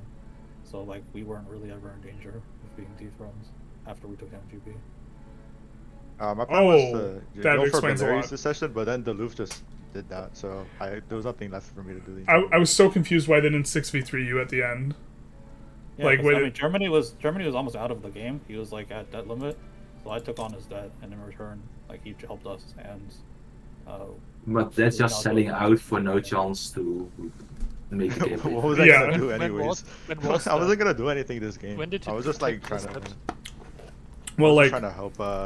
You could try and play to your outs. Like if the other players have a heart attack, you know, and die on their keyboard, maybe you could still win the 150. Yeah. You know, it's about prioritizing, keeping in mind what's important. I think we still left outs for every team, which is why we did this 9v3 in the end. Like, Team 4 actually had the most points besides Team 1, so they just had to take 2 VPs and they would win. Yeah. So originally, they would have Holland and they would try to go for Baleares. Yeah, but you went for Baleares, bro. You screwed my entire plan. Oh yeah, because we got attacked. Yeah, but you don't have to go that for makes Baleares. sense. At the end, join that war. It was we had to you make sure that betrayed we me, won. the Louvre. That's crazy. No. You Because betrayed me. if they manage to take West Switzerland, then we will lose. So I But have you to make guys, sure that you guys we win at weren't. least I one of could the have wars. joined that war for Baleares, and there's no way he could have won. But- That's what I thought you guys were gonna do, but then you just begged for it, so I was like, okay. it was amusing to see Sinai war goal get bricked by the Rev. Yeah, that was sad. In theory, you could intentionally force Revs to brick war goals. There is a rule against that, but only for players. It's AI. Well, but the is it a rule break by a player if they have a revolution and it bricks a war goal? Yeah. Yeah, Yes. and yes. Oh, so you like aren't allowed to rev if you're Yeah, obviously not. Yeah, you can't ref for to lose, make the other team. if someone has a war.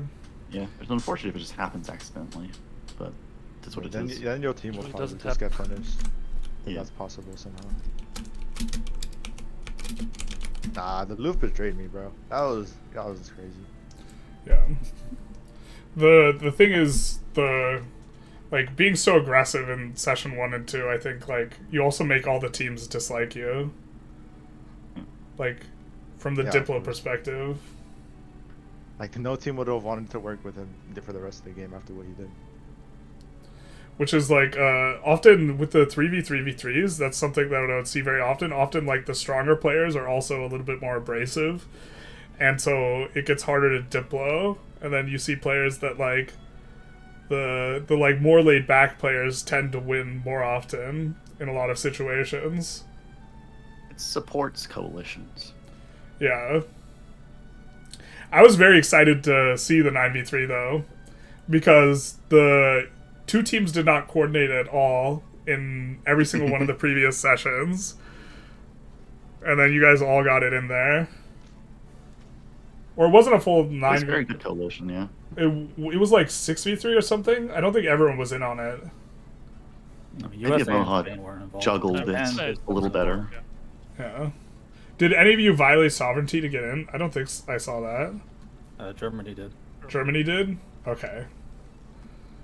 Yeah, I had a truce with GB, so there's no other way I could have joined. Yeah, I was excited to see a little bit of that as well. Do you guys still think that GB needs to be nerfed, like for the next session? A little, maybe. Yes. I'm not sure. A little. They The could have I mean, also the biggest excluded thing Navy. that I think is unfair is that their teammates can't cap out. so what you could do is they could be forced to release like EIC at game start, even if EIC is on the same team. Which is a really good way to nerf Interesting, yeah. EIC, because EIC has to eat 20% radicals. Yeah. Or become Bengal, if they want to do the Bengal Open, where they give up a lot of territory. I think that is a pretty good solution. I think the main problem with GB is just that like their team can all stick together and they can't cap out. So we have to figure out something. Yeah, if they're forced to release their teammates, that would solve that. Mm-hmm. And you could not be allowed to have any subjects in your power block or whatever. Yeah, it's a player. I think if that is the case, maybe not have Canada, because if Canada is released, then I don't think you can actually form it. Do you guys have an opinion You on? can, Any? No, I don't Canada know. can just I don't transfer actually. subject on every single GB puppet, and then just form Canada when they get nationalism. That's fair. And maybe we don't have to release Canada then, just EIC. I think is the big one. Possibly. It's like less of a factor because Canada's not going to be as it's strong, it's but you can still still, important. Yeah. yeah. Do you guys Well, have I any? think if- Could you, I could think you the like biggest thing Brazil also you instead of can Canada? you shouldn't be allowed to accept service from any puppets anymore. Do you guys think that you want to change up? So a big part of why GB lost that war was because they completely lost market access in EIC, and EIC's troops couldn't recover any morale, even though they had a lot of troops. Do you guys have thoughts on Team 3 being the only team that has a fully connected market and being in their block? Yeah, I think that I think hurts there's definitely counters to it. I players. mean, you can just grant market to the people in your power block and have they have their own market, and then you're immune to convoy raiding. I mean, there'll be different teams next time. That's I also don't how think we it's did it. gonna be that like, important. I was in my own market most of the Yeah. time, Yeah, just because of convoy raiding. GB should have just released them into their own market way earlier, but that also significantly weakens like the pairing of the two if you have to do that, because then you can't have like the polarized economy where GB gets the benefits of building like full industrial stuff, and EIC gets to exploit really strong state bonuses for all the agrarian Yeah. stuff. Well, then you're just open to getting a convoy raided, but Yeah. it's fine. Yeah, it's a trade-off. Because you could have it so that there's always one disconnected person, or you could also have multiple teams that have 3 connected people. Like France, Spain, Prussia, for example, would all be connected as well. I mean, we'll definitely rework the teams for the next session. We're not going to stay with the same teams. Like, maybe you can even do a draft. I don't know. There's lots of different options we can try. My audience generally, not that you should tailor your rule set to my audience, but my audience asked quite a bit about what the draft was to get these teams. I was like, there was no draft. Yeah, there would have been way more different teams if there was. What about? Yeah, one issue with draft is how the VPs are designed, because like everything is kind of interlinked, right? So if we draft, then we can't have like static VPs. We have to decide the VPs afterwards. I mean, for example. Well, you just have to have your draft be informed by the VPs. Or you could change the winner condition. Yeah. Or we can do some other kind of. Or have I it don't be know. combo. There's a lot we can do. Someone in my chat said that the Bengal Open doesn't work anymore. I haven't tested it since 1.7 or 1.8 rather. But then that means. Are we still on 1.8? Huh? Aren't we still on 1.8? Yeah, we are. The if you release all your subjects, or previously with the EIC, if you released all your subjects and then you decided to become Bengal in the event, you wouldn't give away all your territory, but now you give away all your territory, apparently. Yeah, I used the Bengal strat. Like, I think like a year ago I played in one of your MPs. Yeah. The Japan player. Yeah, and I did the Bengal strat, and he was GB. Yeah. I think it was pretty strong. So, but now it seems you just have to eat the turmoil.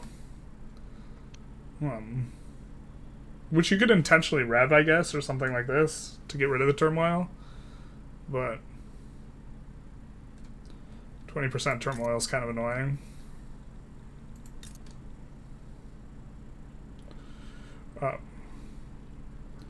What do any of you guys think that war was winnable for GB, and they just could have done it differently?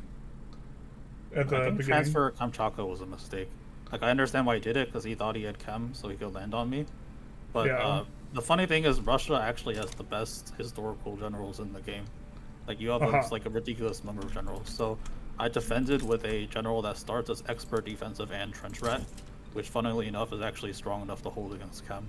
So like, probably no one else can do this in the game, because no other country starts with this kind of general, and you can't like naturally train it as too many stat points. It's possible they should have violated sovereignty on China. I mean, they went for this. They declared on China in the end, Yeah. so they tried to go for Manchuria, but I also blocked them from doing this. So I noticed that. I'm pretty sure they could have landed in Chukotka instead. I'm not 100% sure if your guy in Kamchatka can catch landings both on Russia and Kamchatka. I mean, no, there's Russia only has 2 provinces that can be landed on in the east, and I gave them both the subject. You can't land on Russia directly. There's a couple provinces that look like they're coastal, but you can't actually land on them. Oh, is Chukotka one of them? I don't know which one. It's the far right northern one, the one that's just right across from Alaska. You can't land that. You're not allowed to land on that. No. Oh, okay. Well, okay, that makes sense because it's that far north. Little UI, like it looks landable, but it's not.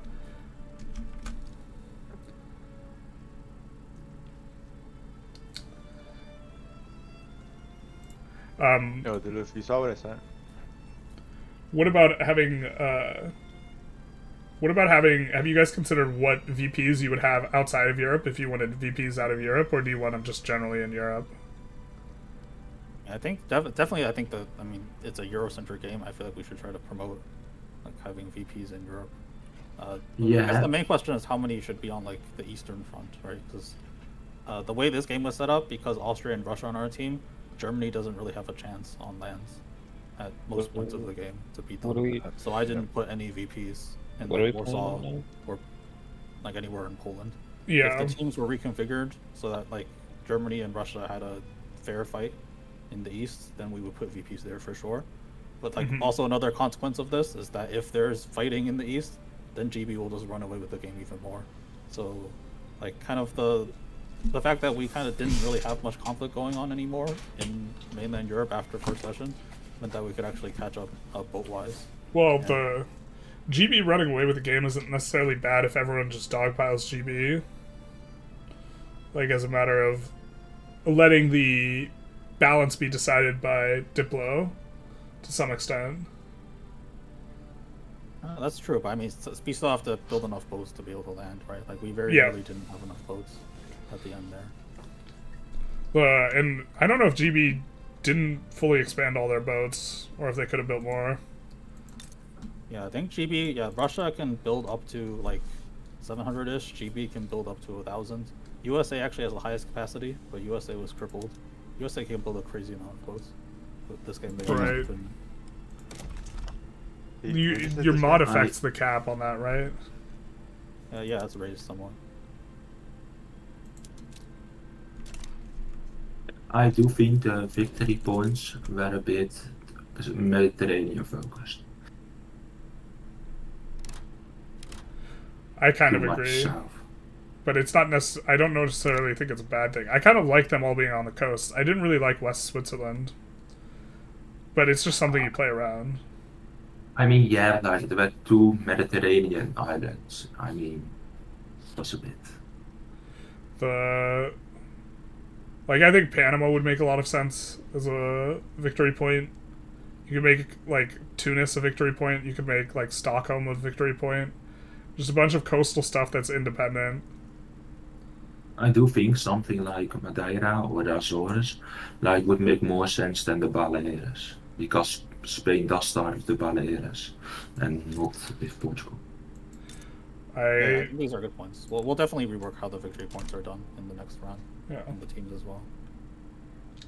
Do you guys have any announcements or statements or things you want to point out to the chat? I mean, if you enjoy watching and you want to play, then we'll be hosting our next game probably in a week or 2, depending on how long it takes for us to get the new, for us to reform our rules and teams and whatnot. And what's the name of the server and how can they find it? Just to plug it. I'm not even really ranked here. Tyrone, how do you get to the server? Or do you want to post the link in chat? I can post it in my chat. Yeah, I'll send the link in chat right now. Because they are accepting players. Yeah, anyone can sign up. Yeah, we've been playing Victory MP here for like years, but I mean, we're looking for new blood and new strategies. And if you have a different perspective on how to play the game, and you think you like to compete, then please join. Yep. Where did you post the link? Is it in Victory Hostings? Or are you getting the link now? It's in Victory. I pinged you. Okay, there we go. Victory General. Perfect. I'm gonna link this to and then Salty's somewhat active on my Discord, so he can always repost in the LFG section, but I will link it on the stream as well to anyone who's interested. And then if you guys had no final thoughts, I think I'll outro the stream. So I'll hop into a different voice chat. Yes? Yeah, sure. Okay. Sure. All right. Thanks for covering our... Yeah, it was fun. It was exciting. It was exciting to see it at the very end, where the military, all those offensive bonuses were really strong. To be fair, the mod that gives a bunch of percent modifiers makes them even stronger. Flat is multiplicatively more useful when you have a mod that gives a bunch of percentage modifiers but no flat modifiers. Yeah, right? that's true. I think this is also like a base game thing that a lot of people don't realize. Like in the late game, like defending is not really possible. You just have to stack as much offense and then. Yeah, but the problem with just PvE is that the AI recruits 2 admirals and loses every naval battle. Yeah, that's another thing. Yeah, so it's The Navy is a lot more important in PvP. yeah. I mean that was very interesting to watch the GB just get crushed because they didn't have enough navy because they were fighting too many people. A big part of it, like Italy beat up their biggest navy, I think, with 188 stack. So, and then they kind of folded after that, partially because they didn't have max stacks. They had a bunch of smaller stacks, like 120. So they probably could have organized that a little differently. I don't know though if that makes a big enough difference, or if just too many battles in a row, they're just losing it either way. I think the 120 stack was the one that they were like trying to build up this session because I think they also realized between sessions that they were behind in the fleet. So Yeah. that 120 stack they were trying to build it up to 150, but they didn't have time. Yeah, the absolute cap is like 188, right? Yeah, It's 150. It's 150 for a regular general, and base game is 100. We upped it. Yeah. A little bit, but it's the same concepts. And then basically the top traits are expert naval commander and arrogance. If you get arrogant, it's 25% more command limit. Yeah. So everyone tries to get this, and then you can basically you have Didn't to win. I mean, Tyrone. you can also spec traditional commander on it, so you Yeah, have to work with. Tyrone did have a traditionalist arrogant commander, I think. So he had like 203, right? Tyrone? Yeah, I did. So, yeah, it was definitely interesting to watch. I'm so excited for them if they rework the Navy to like make it feel more significant in vanilla, like PvE, because it feels like completely irrelevant. Because the AI just recruits multiple generals or admirals. Yeah, it's really weird how the traits are so different in like for Navy and Army. Like in Army, the arrogant trait is completely useless, but in Navy, it's like the single best trait. Yeah, I didn't realize that it was the command limit boosting one, because it doesn't matter in PvE. I think they just need to make it so like multiple admirals doesn't split your navies in battles. That'll fix it. Yeah, that would have been like, I don't know. That's been in place for so long now. I think that actually ever since 1.5, it's been the way it works. Yeah. I don't know if before. That's certainly when I noticed it. So,